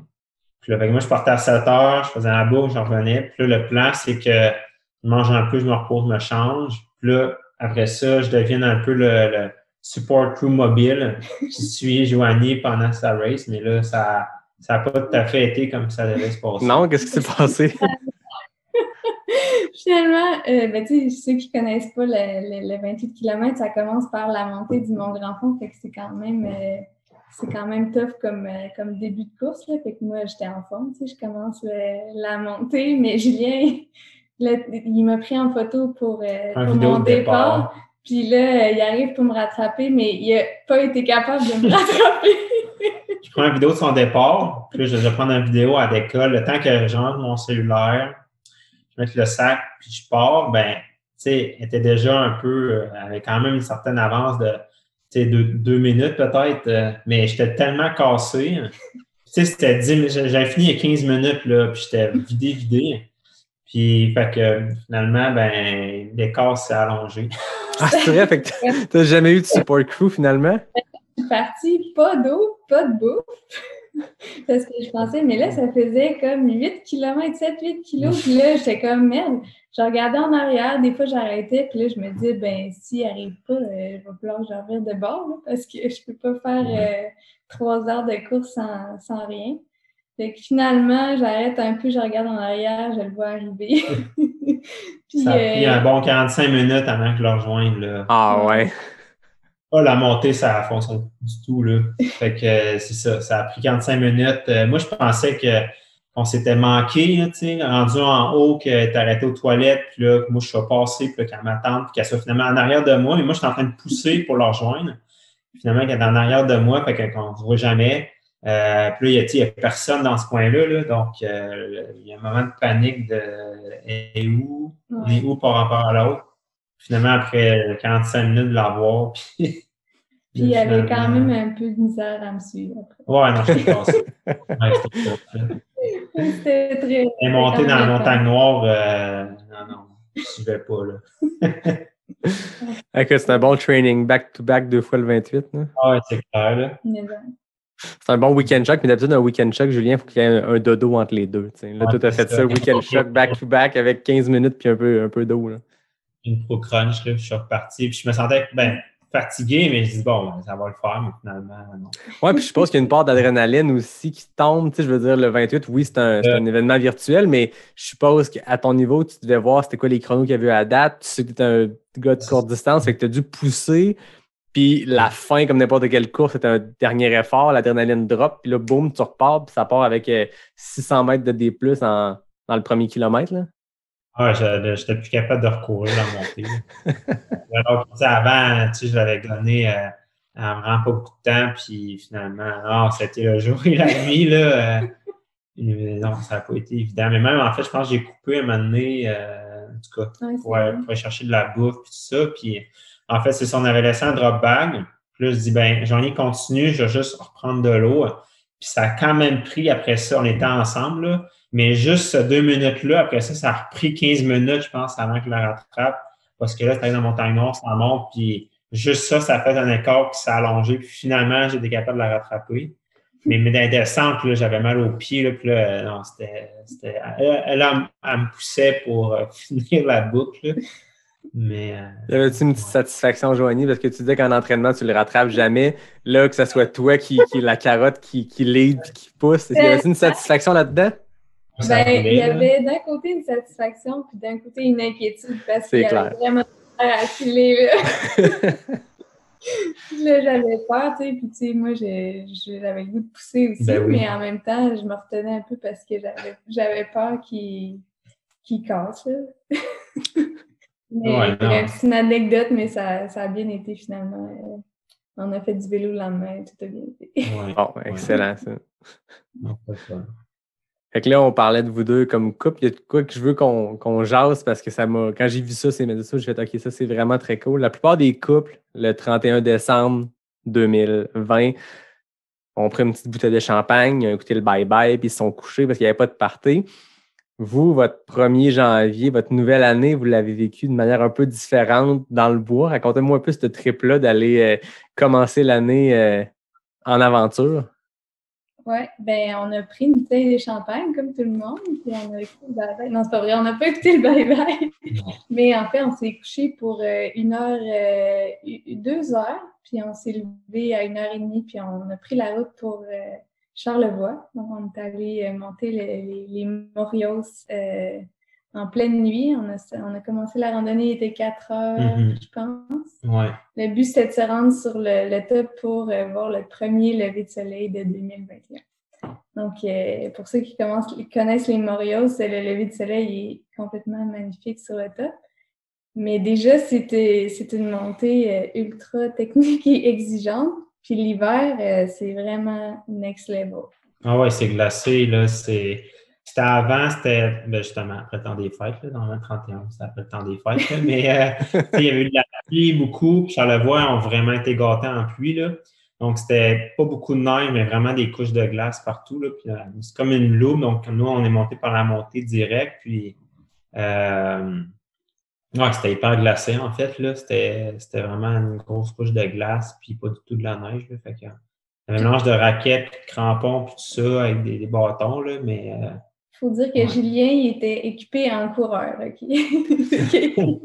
Coureur un peu plus habillé du haut du corps, mais pas du bas du corps, mettons. Il avait mis ses raquettes de course et souliers de course. Mais tu sais, moi, j'ai quand même fait beaucoup de randonnées d'hiver dans le passé, fait que j'ai des MSR pour les grosses montées des Adirondacks, puis tout ça, puis des bottes, etc. Mais je pense que Julien était un peu optimiste. Ouais, je pensais pas que je l'ai de même, en fait. Souvent, je très correct, là, mais là, ça montait, mais ça montait pas assez vite pour que... Mais non, pour que le cœur pompe et que la chaleur se crée, là. Ben, c'est ça, puis tout ça, fait que souvent, avec ce que je mets dans les pieds, je suis correct, mais là, non, c'était pas assez vite, puis il faisait vraiment froid ce matin-là, là, donc... Puis quand t'es arrivé en haut, avec le vent, puis tout ça, on a acheté des couches, mais moi, je suis tombé vraiment, vraiment gelé, en fait, là, donc ça a vraiment commencé. J'ai une grosse heure, là, qui a été plus laborieuse, là, à se poser des questions, qu'est-ce que je faisais là, puis, on avait dormi 1 heure la veille, c'était levé, on a mangé un peu, mais on n'avait pas mangé vraiment durant la montée. Fait qu'on dirait qu'il y avait un mélange de fatigue, d'hypothermie, étant en hypo, puis tout ça, qui faisait que maintenant, on s'est assis juste pour voir le soleil, là, puis j'aurais cassé, je m'aurais juste couché là, puis j'aurais flyé une coupe d'heure, mais peut-être tombé en hypothermie, là. Ouais, mais grosse fatigue, là. Ouais, non, c'était émotif, comme on dit. J'aurais dû rester couché. Ouais.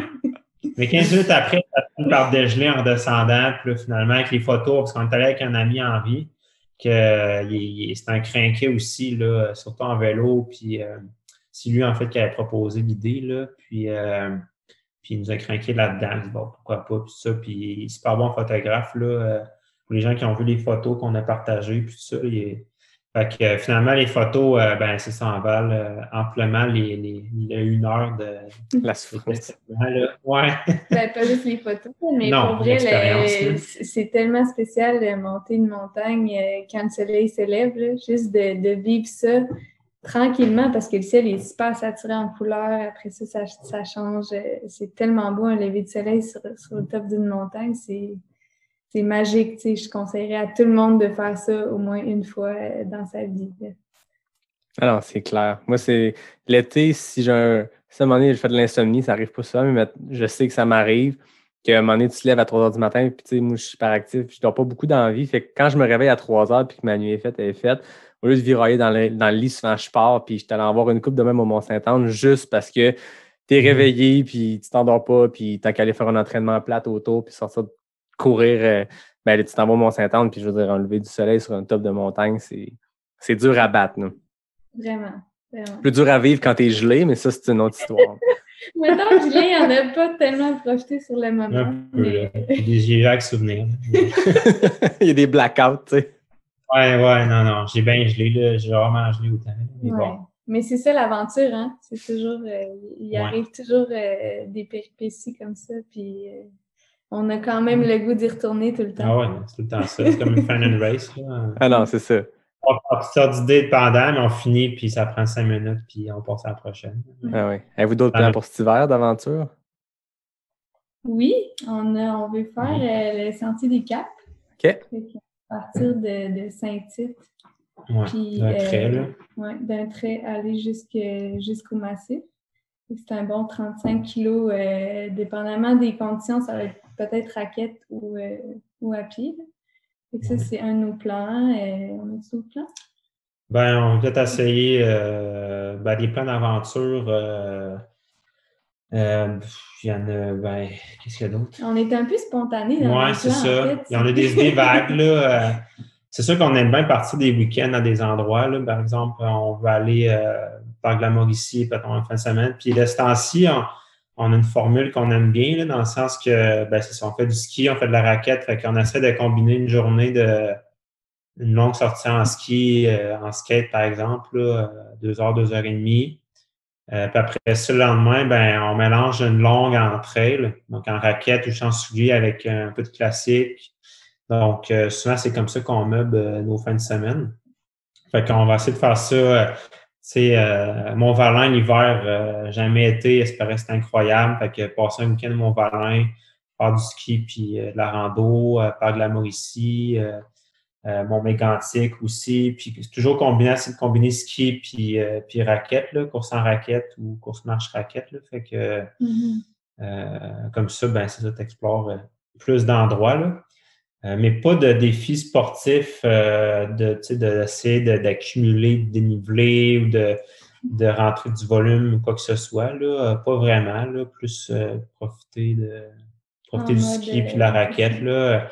Les conditions de raquette sont là, on a reçu de la neige, donc c'est mieux puis tout ça. Là. Mais pour ça, c'est vraiment le fun. Puis on est allé. Il y a tellement de place là, en fait, à Québec là, pour faire la raquette. Là. C'est ça que ça permet de découvrir aussi fin de semaine. Bon, OK, on va essayer tel endroit. Fin de semaine suivante, on va essayer tel endroit. Puis tu te rends compte qu'il y a tellement de trails que tu peux faire, puis que tu peux faire 30 kilos facile là, sans passer au même endroit. Puis fait que c'est ça qui est le fun à faire en ce moment. Là. Ah oui, on est gâtés à Québec pour vrai. Là. Je pense que c'est de même partout au Québec, il y a des beaux sentiers, mais à Québec, là, je ne veux pas prêcher pour notre paroisse, mais je veux dire, nord, sud, est, ouest, peu importe la direction que tu pars, il y a quelque chose de trippant, puis il y a des kilomètres de sentiers. Mais parler des Mont-Valin, moi, mes parents ont un chalet là-bas, puis on passe. D'habitude, on va là plusieurs fois dans l'hiver. Là, on va voir cette année ce que ça dit, mais c'est ridicule la quantité de neige. Là. Je veux dire, moi, dans mon training, dans mes blocs d'entraînement, je prévois la fin de semaine là-bas pour aller courir, mais aussi parce qu'il faut déneiger les 8 mètres qui sont tombés sur le chalet. Puis, pour vrai, j'exagère à peine. Je veux dire, à la fin de l'hiver, même pas février, d'habitude, c'est un chalet de 2 étages, puis je peux comme passer du toit au banc de neige. Comme sans sauter. C'est comme ridicule, les accumulations de neige là-bas. Puis, le parc des Mont-Valin est assez fou. Là. Tellement. Oui. Là. Puis, tu sais, les parcs que tu visites l'été, ça vaut la peine de les revisiter l'hiver parce que c'est des paysages, la forêt est tellement différente. Oui. Ça vaut vraiment la peine d'explorer aussi l'hiver qu'est-ce que tu explores l'été. C'est différent, comme si c'était pas le même endroit. Non, c'est clair. Moi, j'apprécie quasiment plus les paysages d'hiver que d'été. Là. Je trouve ça tellement beau l'hiver. Là. Tu sais, c'est impressionnant. Là, après une tempête de neige, là, c'est tellement beau. Là. Plus que l'été, des fois, même, là, en fait. Là. Oui, non, clairement, je suis all-in dans cette équipe-là aussi. Il y a bien du monde qui sac après l'hiver, mais je pense tant qu'être pogné dedans pendant 5 mois, aussi bien se trouver des sports et des opportunités d'en profiter parce que on est dedans, peu importe. Fait qu'il y a du monde qui passe l'hiver en dedans à chialer. Surtout après, elle sort dehors. Pour trouver un sport l'hiver ou une passion l'hiver, puis tu as hâte qu'il y ait de la neige, là, puis tu as hâte qu'il tombe, qu'il y ait une bordée, puis tout ça, là, puis ça te permet de moins hiberner, puis de voir le soleil là, qui est moins présent, de le voir un peu plus. Tout ça. Donc, je pense que beaucoup de gens sont mis à ça cet hiver. Là, à un moment donné, le ski de fond, c'est hallucinant. Là, toutes les boutiques sont back-order, il n'y a plus rien. Je donne des cours de ski, là, puis les demandes, c'est fou. Là, je ne peux pas en donner, là, au moment de la diffusion, oui, là, mais pendant le confinement, là, janvier, là, je ne peux pas en donner, mais la demande, c'est fou. Tout le monde veut se rééquiper puis en profiter. Donc, je pense que les skis de fond dans les dernières semaines, c'est un peu comme les vélos au début de l'été. C'est que, puis tant mieux, je veux dire, c'est un beau problème comme société de se dire que les magasins sont vides parce que moi, quand je m'étais remis au ski de fond, j'ai appelé au courant nordique. Il me restait des bottes à 800$. Ça va, là, je commence. Je vais peut-être attendre avant d'acheter les Salomon experts, mais c'était ça. Puis j'étais comme, cool, je suis content de ne pas en trouver. Ça veut dire qu'il y a plein de monde qui l'ont acheté. Puis ça veut dire qu'il y a du monde qui sont en train de jouer dehors. Puis encore là, on parlait tantôt de voir ce qu'il y a de positif dans ce qui se passe en ce moment. Ben, si les places de ski de fond et les places de vélo sont vides, c'est bon signe. C'est qu'il y a du monde qui n'était pas équipé, qui se sont équipés puis qui jouent dehors. Puis il n'est pas mieux pour notre société que le monde soit en forme. Là. Non, on voit, là, on habite dans Montcalm, là, donc on était les plaines, c'est quasiment notre cours arrière, là, puis le nombre de skieurs, de skieuses, là, c'est hallucinant. Il y en a partout, il y en a plein. Là. Ça, c'est vraiment le fun à voir aller. Puis, je t'en vais pas dans un débat, là, mais ça a été long avant qu'ils tracent les plaines d'Abraham. Oui. Un mois quasiment après les premières neiges. Là, mais il y a tellement de monde crinqué qui sortent, qui font des traces, qu'on s'est ramassé avec des belles traces de classiques sur les plaines pendant un mois avant qu'ils sortent la machine. Puis, fait que, tu sais, le monde, ils sortent, puis ils sont crinqués. Fait que c'est le fun, hein? C'est pas mal le fun. Puis c'est pas vrai que tu as besoin d'être riche pour faire des sports de même. Là, mais non. Moi, quand j'ai commencé à faire du ski de fond, j'ai payé mes bottes, mes fixations puis mes skis 150$ le kit. Là. Puis j'ai fait 3 ans avec ça.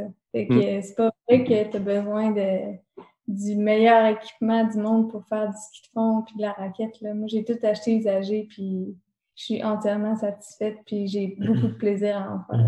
Mais surtout quand tu commences dans un sport, je veux dire, avant de t'équiper comme les Jeux olympiques, achète-toi un kit sur Marketplace ou peu importe où, puis vois si t'aimes ça. Là. Exactement. C'est quoi vos plans de 2021? Là, tantôt, tu parlais, Joanie, de la Nouvelle-Zélande. Est-ce que c'est reporté ou... Ben, c'était reporté, en fait, en Utah, les championnats du monde en 2021. Puis, on avait le choix soit en Utah 2021 ou en Nouvelle-Zélande 2022. Fait que, vu que c'était quand même incertain, là, 2021, s'il y allait avoir des courses ou whatever, j'ai décidé de reporter en 2022. Mais bref, on va voir rendu là. Mais de toute façon, mon inscription est payée, donc... Ouais. Mais bref, le gros scoop de 2021, c'est que Julien et moi, on va faire le Canadaman. Oh! Fait que là, c'est toi qui amène... Après, Julien qui t'a amené dans les trails, puis Henri Cana, là, c'est le contraire. Exactement. Ah, c'est sorti de la zone de confort, là, pour mon cas, là, parce que j'ai fait plus de vélo en 2020, mais là, ça va être en faire encore plus, mais surtout l'hiver, puis vite au printemps. Puis, tu sais, les Canadaman, c'est ça, le vélo, c'est ça, c'est le gros morceau, là. C'est 180 kilos avec quasiment 3000 mètres de D+, là. C'est vraiment pour elle, là. Puis, tu sais, j'ai fait un peu de triathlon dans le passé, là, en 2014-2015, un peu, là, de distance olympique, puis un demi, puis je suis un peu à ça, mais c'est pas long que j'ai mis ça de côté. Mais là, c'est surtout l'aspect de, tu sais, j'aurais pas fait un triathlon sous une bannière, Ironman, tout ça. Mais là, sur un aspect c'est vraiment plus, Johnny peut plus en parler, là, mais c'est moins l'esprit triathlon de gros bike, puis de show-up, puis des fois qu'il peut y avoir dans des gros événements Ironman, puis sous cette bannière-là. Puis surtout le fait afin que ça soit vraiment en trail. Ben là, c'est sûr, ça devient intéressant là, comme événement. Tu vas retomber dans tes bottines à la fin. Hein. Oui, c'est ça. En fait, je sais pas dans quel état tes jambes seront, mais au moins tu vas tomber dans quelque chose d'une zone plus connue. En fait, c'est d'arriver le moins cassé possible en bike pour trouver plus vite des bonnes sensations en course à pied puis tirer mon épingle du jeu en course à pied. Fait que le bike, pour moi, est vraiment le nerf de la guerre dans tout ça, ben, comme plusieurs triathlètes, là, c'est le sport le plus long, là.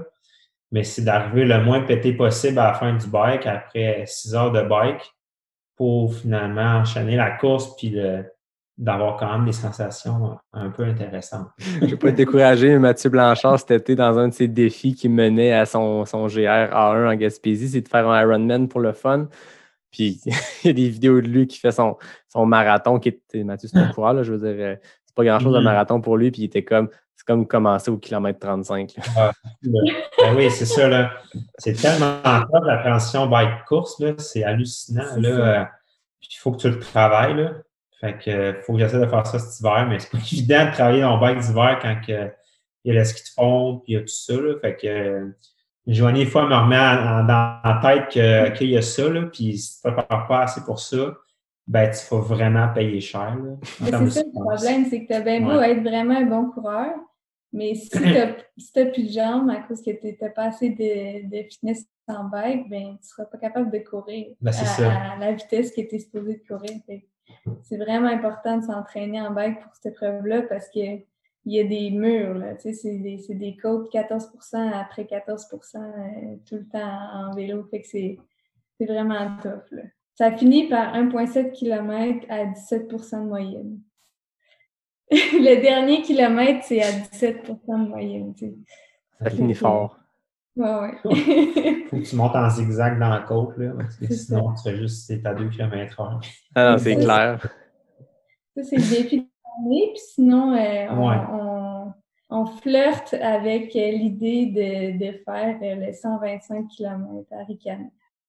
Julien qui a commencé dans en disant qu'il n'est pas tant à longue distance, Ouais. courir dans la nuit, puis tout. Tu sais qu'à ta vitesse, ça se peut que tu cours pas la deuxième nuit. Ben, c'est Mais ça, là. Genre un peu de nuit au début, comme tout le monde. Après ça, tu vas finir avant la noirceur, ben, normalement. Là. Ça se passe bien. Là. idéalement, tu vas avoir des meilleures sensations aussi en haut des Montréals Ouais. qu'au 1er janvier. Alors, c'est ça, genre des flashbacks de quasiment un an d'avant, là. Puis, fait que, ouais, c'est ça. Fait que peut-être UTHC, là, 125, là. Mais c'est parce qu'il y a tellement d'incertitudes au niveau des courses que c'est ça. C'est comme difficile à dire. Là. Mais c'est sûr, le gros morceau, c'est ça, quand tu l'amènes, puis qui sait, là, pour la suite, là. Oui, mais il y a toujours les petites courses locales là, que je pense qu'on aimerait faire, C'est comme ça. la trail, la clinique du coureur, Ouais. les trucs comme ça. Mm-hmm. Mais c'est pas encore 100% défini le calendrier 2021. Je pense qu'on peut pas, personne, se couler dans le béton un calendrier parce que, contrairement à d'habitude, là, on espère que ça ait lieu, mais c'est tout. C'est ça. Mais tu sais, il y a la traversée de Charlevoix qu'on aimerait ça faire aussi dans son entièreté là, en peut-être 2 jours. Là. Fait que OK. 2 fois 50 kilos. Puis en fait, la traversée de Charlevoix, c'est presque tout le THC 125. Ben oui. Donc, puis la famille Jeannière, un chalet avec des marques, donc 2 km du départ, là, passer devant. Là. Donc, la logistique serait relativement facile. Fait que ça, c'est ça. Ça fait un petit bout qu'on y pense puis qu'on voulait le faire. Fait que s'il y a moins de courses, c'est sûr que même s'il y a des courses, je pense qu'on va quand même essayer de le mettre et essayer de faire ça. Là, c'est une bonne reconnaissance avant Ricana. Ben oui, exact, là, de reconnaissance. Puis ben, c'est ça, ça fait quand même une bonne fin de semaine. Puis l'idée de faire du fast packing aussi, là, donc c'est ça, des longues journées rando-courses, semi-autonomie, puis tout ça. Je pense qu'on trouve ça quand même assez intéressant, là, un peu comme en vélo, on l'a fait un peu cet été, là, donc d'être assez léger en vélo, transporter ton stock, mais d'être quand même assez minimaliste pour faire des bonnes distances. Pas nécessairement avec des grosses sacoches, mais plus avec des sacs de sel, avec des systèmes qui sont plus petits, mais un peu dans le même principe que la course. Là. C'est sûr que c'est intéressant, puis il y en a pas mal à explorer. Là. Mais sinon, toi, tu as le Québec Méga Trail. Ben là, c'est la même semaine que Canada Man. Oh non! C'est choix. Mais de toute façon, en fait, puisqu'à l'automne, normalement, j'étais supposé de faire cette année, l'an passé, le QMT, le 50 kg, qui était championnat canadien. Puis là, je le faisais 2 semaines après le Petit Train du Nord, qui était reporté. Donc, QMT était reporté au mois d'octobre. Au final, j'ai quand même mon inscription pour 2021, mais là, finalement, je ne serai pas là. Parce que, finalement, il y a plus le Canada Man. Mais s'il y a des courses, il y a tellement de belles courses à faire. Là, j'en ai fait vraiment beaucoup là, en 10 ans, là, des courses de trail. Là, fait qu'il y en a une tonne à faire qui sont le fun. Là, fait que, ah oui, tu me passes la balle sur la palette directe parce que je voulais conclure, parce que je remarque que les gens qui écoutent le balado, c'est beaucoup des geeks. On dirait que les gens se mettent à suivre le balado parce qu'ils... Moi aussi, j'étais un geek, puis c'est le fun de voir qui a fait quelle course, puis lister des courses. Puis je recevais Richard Turgeon à l'épisode 22, puis tu sais, il y a un bucket list de courses. Tu checkes son Ultra Sign Up, puis c'est un bucket list. Puis je voulais quand même conclure avec juste quelques courses que tu as faites, parce que à travers les années, tu as vraiment fait des trucs qui sont vraiment impressionnant. Tu as gagné le Vermont 100K en 2016. Tu as fait le North Face Endurance Challenge à Washington. Tu as fait le Trans Rockies, un stage race au Colorado. Tu as gagné le Trail du Grand-Duc. Tu as quand même vraiment des courses tripantes. Puis c'est beau de voir cette progression-là que tu as faite aussi, puis de voir l'éventail de courses que tu as faites. Puis ça me permet de faire un lien avec le défi des coureurs, parce que quand je vous ai approché pour le balado, j'ai dit, en plus, ça va me permettre de dire en ondes, de couler dans le béton une anecdote que j'ai avec Julien qui ne sait pas. Êtes-vous prêts pour ça? Oui. En fait, c'est qu'en 2018, tu avais fini, je pense, 2e au défi des couleurs. Oui, j'ai fait une année 2e puis une année 4 Parce que je vais raconter une anecdote puis on va pouvoir comprendre pourquoi. Ouais. Fait que bref, la course 2019, moi je m'étais inscrit, c'était ma dernière course de la saison pour le fun. Puis Puis bref, je vois qui est là, puis je vois que tu es là. Je me dis, OK, peut-être Julien, il va faire une bonne performance parce que l'année d'avant, tu avais fini deuxième et tout. Et bref, la course part. Puis dans le mid-pack, souvent, les choses se placent assez vite. Dans le premier 5-6 kilos, les places se font. Puis moi, c'était ma première grosse saison. Puis chaque course, c'est ça qui s'est passé. Après 5-10 kilos, tout le monde s'est pas mal placé. Puis c'est rare qu'il y ait des dépassements. Je veux dire, à un moment donné, tu pognes ton beat, puis tu cours avec du monde, mais tu recroises les mêmes personnes au ravito. Puis dans le mid-pack, il n'y a pas beaucoup de gros dépassements. Tu pognes ton pace, puis tu te ramasses tout le temps tout seul ou à peu près. Puis à un moment donné, je courais peut-être rendu au 18-20e kilo quand on est dans la ligne d'hydro et tout ça. Je courais avec une dame qui était probablement qui fightait pour le podium féminin, parce que moi, souvent, je me maintiens là dans le mid-pack. Là. Souvent, je dis en blague, si j'étais une femme, je ferais des solides podiums parce que je suis tout le temps en train de courir avec les filles qui lead, mais moi, je suis comme 35e. Fait que bref, on court ensemble, on jase, mais pas tant. Puis c'est vraiment silencieux. C'est cool, le défi des couleurs. Tu es dans l'automne, il fait beau, puis les couleurs des arbres, c'est ça qui est vraiment la particularité de l'événement. Puis à un moment donné, on entend comme si un chevreuil traversait dans le off-track. Là, on est dans un single track, puis on se suit, puis on entend un vacarme. Puis là, tu te dis, je veux dire, y a-t-il un loup qui nous court après? Parce que c'est super paisible, c'est tranquille. Et là, il y a les arbres qui shake, tu sais.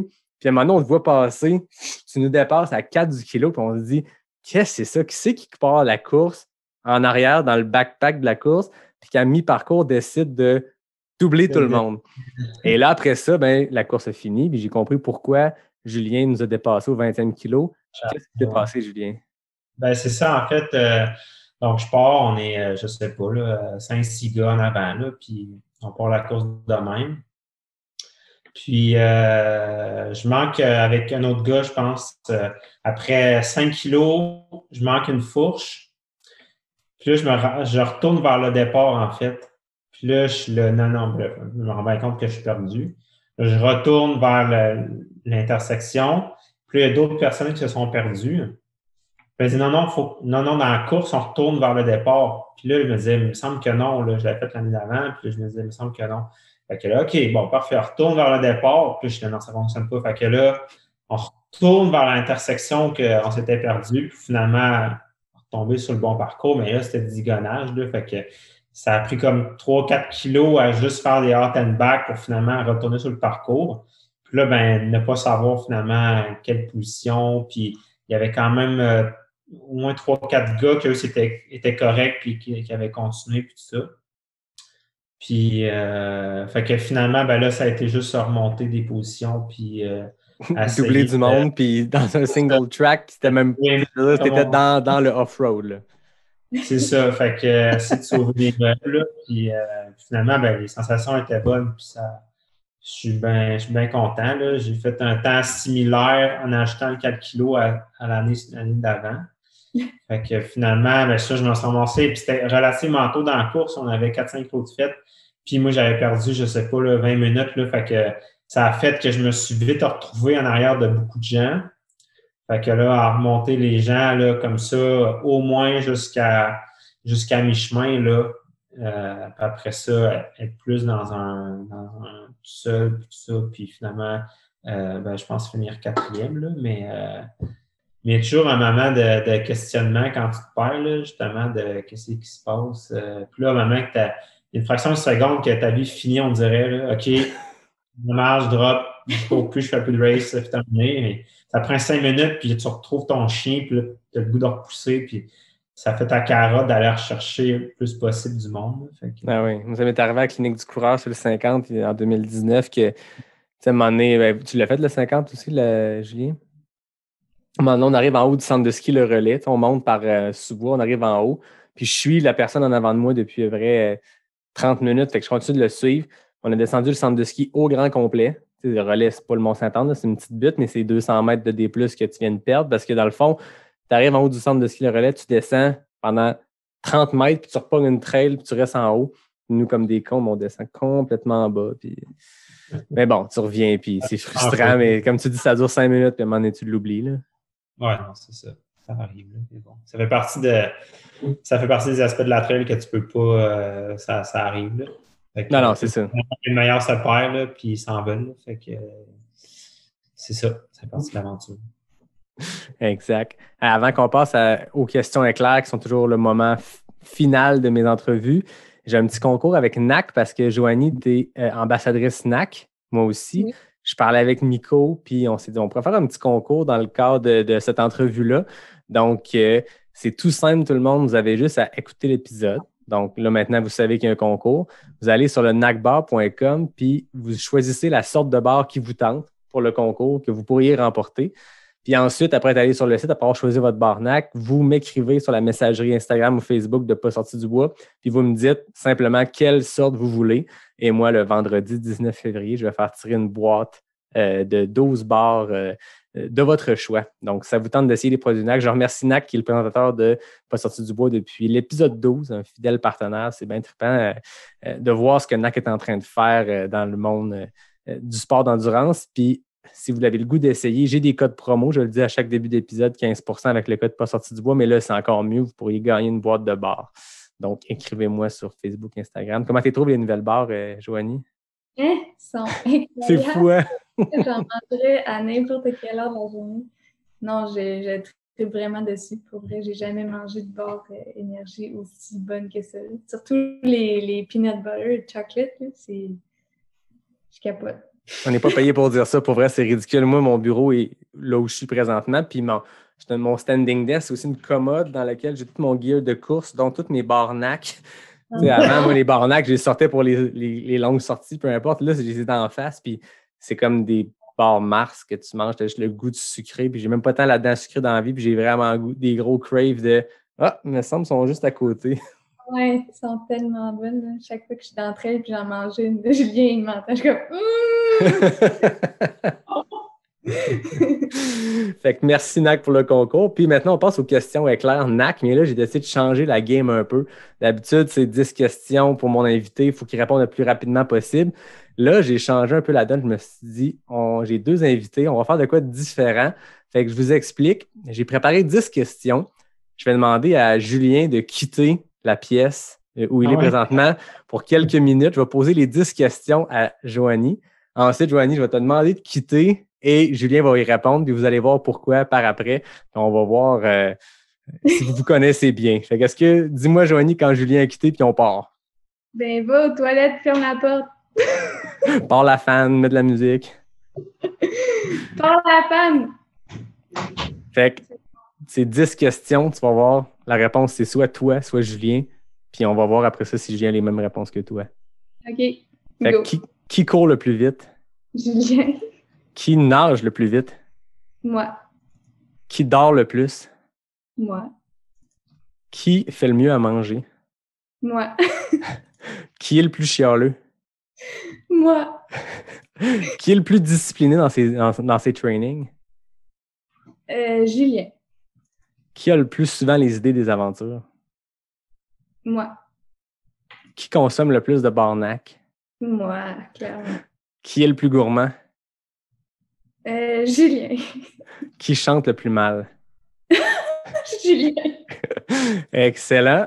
Donc, on a 10 réponses. Maintenant, tu peux aller chercher Julien, le remplacer à l'endroit où il est, puis on va poser les mêmes questions. Puis après ça, on verra lequel de vous deux...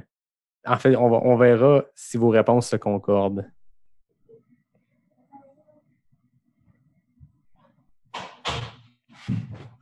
OK.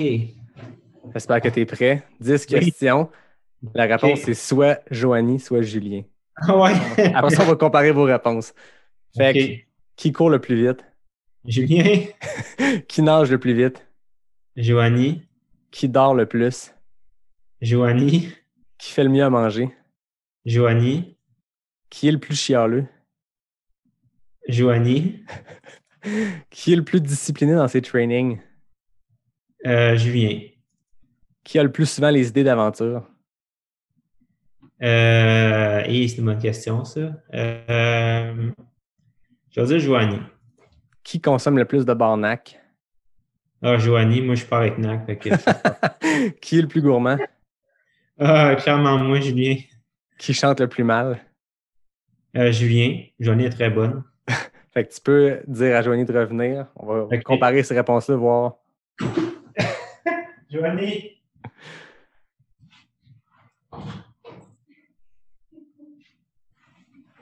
Je pense qu'on a bon. Je pense qu'on a 10 sur 10. Qui a gagné? Ben, pour vrai, il n'y a pas vraiment de gagnant. Par contre, je peux vous dire que c'est vraiment impressionnant parce que vous êtes 10 en 10, les deux sur la même réponse. Oh!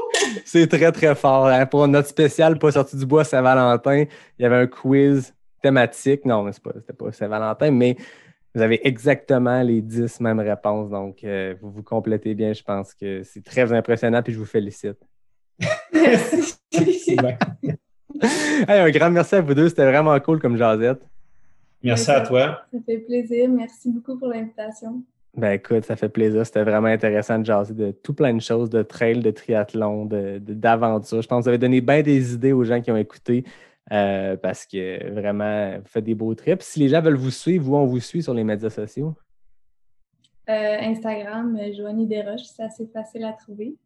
Ben moi, mon nom, c'est le trailer en fait, là. Mais ça vient de Sherbrooke. Là. Quand je croque le verre et or, j'étais le seul qui faisait de la trail, là. Fait qu'il m'appelait le trailer. Fait que j'ai gardé ça pour ça. Là. Mais ouais, le trailer ou via juste mon nom, j'ai eu la chance de me trouver. Parfait. Allez les suivre. De toute façon, j'ai l'habitude dans mes posts qui font un petit build-up vers l'épisode de vous taguer. Fait qu'allez les suivre. C'est vraiment intéressant de voir les aventures. Ça donne des idées. Comme d'habitude, je remercie David Hébert qui signe le design graphique, Fred Desroches pour le thème musical, puis tout le monde qui nous écoute semaine après semaine. C'est vraiment, vraiment trippant de faire des entrevues. Moi, j'ai le beau rôle. Là. J'invite du monde intéressant, puis on jase autour d'une bière. C'est facile, mais après ça, on pitch ça en ligne, puis de voir que les gens sont au rendez-vous. Les gens nous écrivent que ça les craint pour leur training. J'ai eu des messages la semaine passée, je capotais. Tu sais, quand tu pars un projet de même, tu te dis, ça va être cool. Moi, j'en consomme des podcasts, ça va être intéressant, point.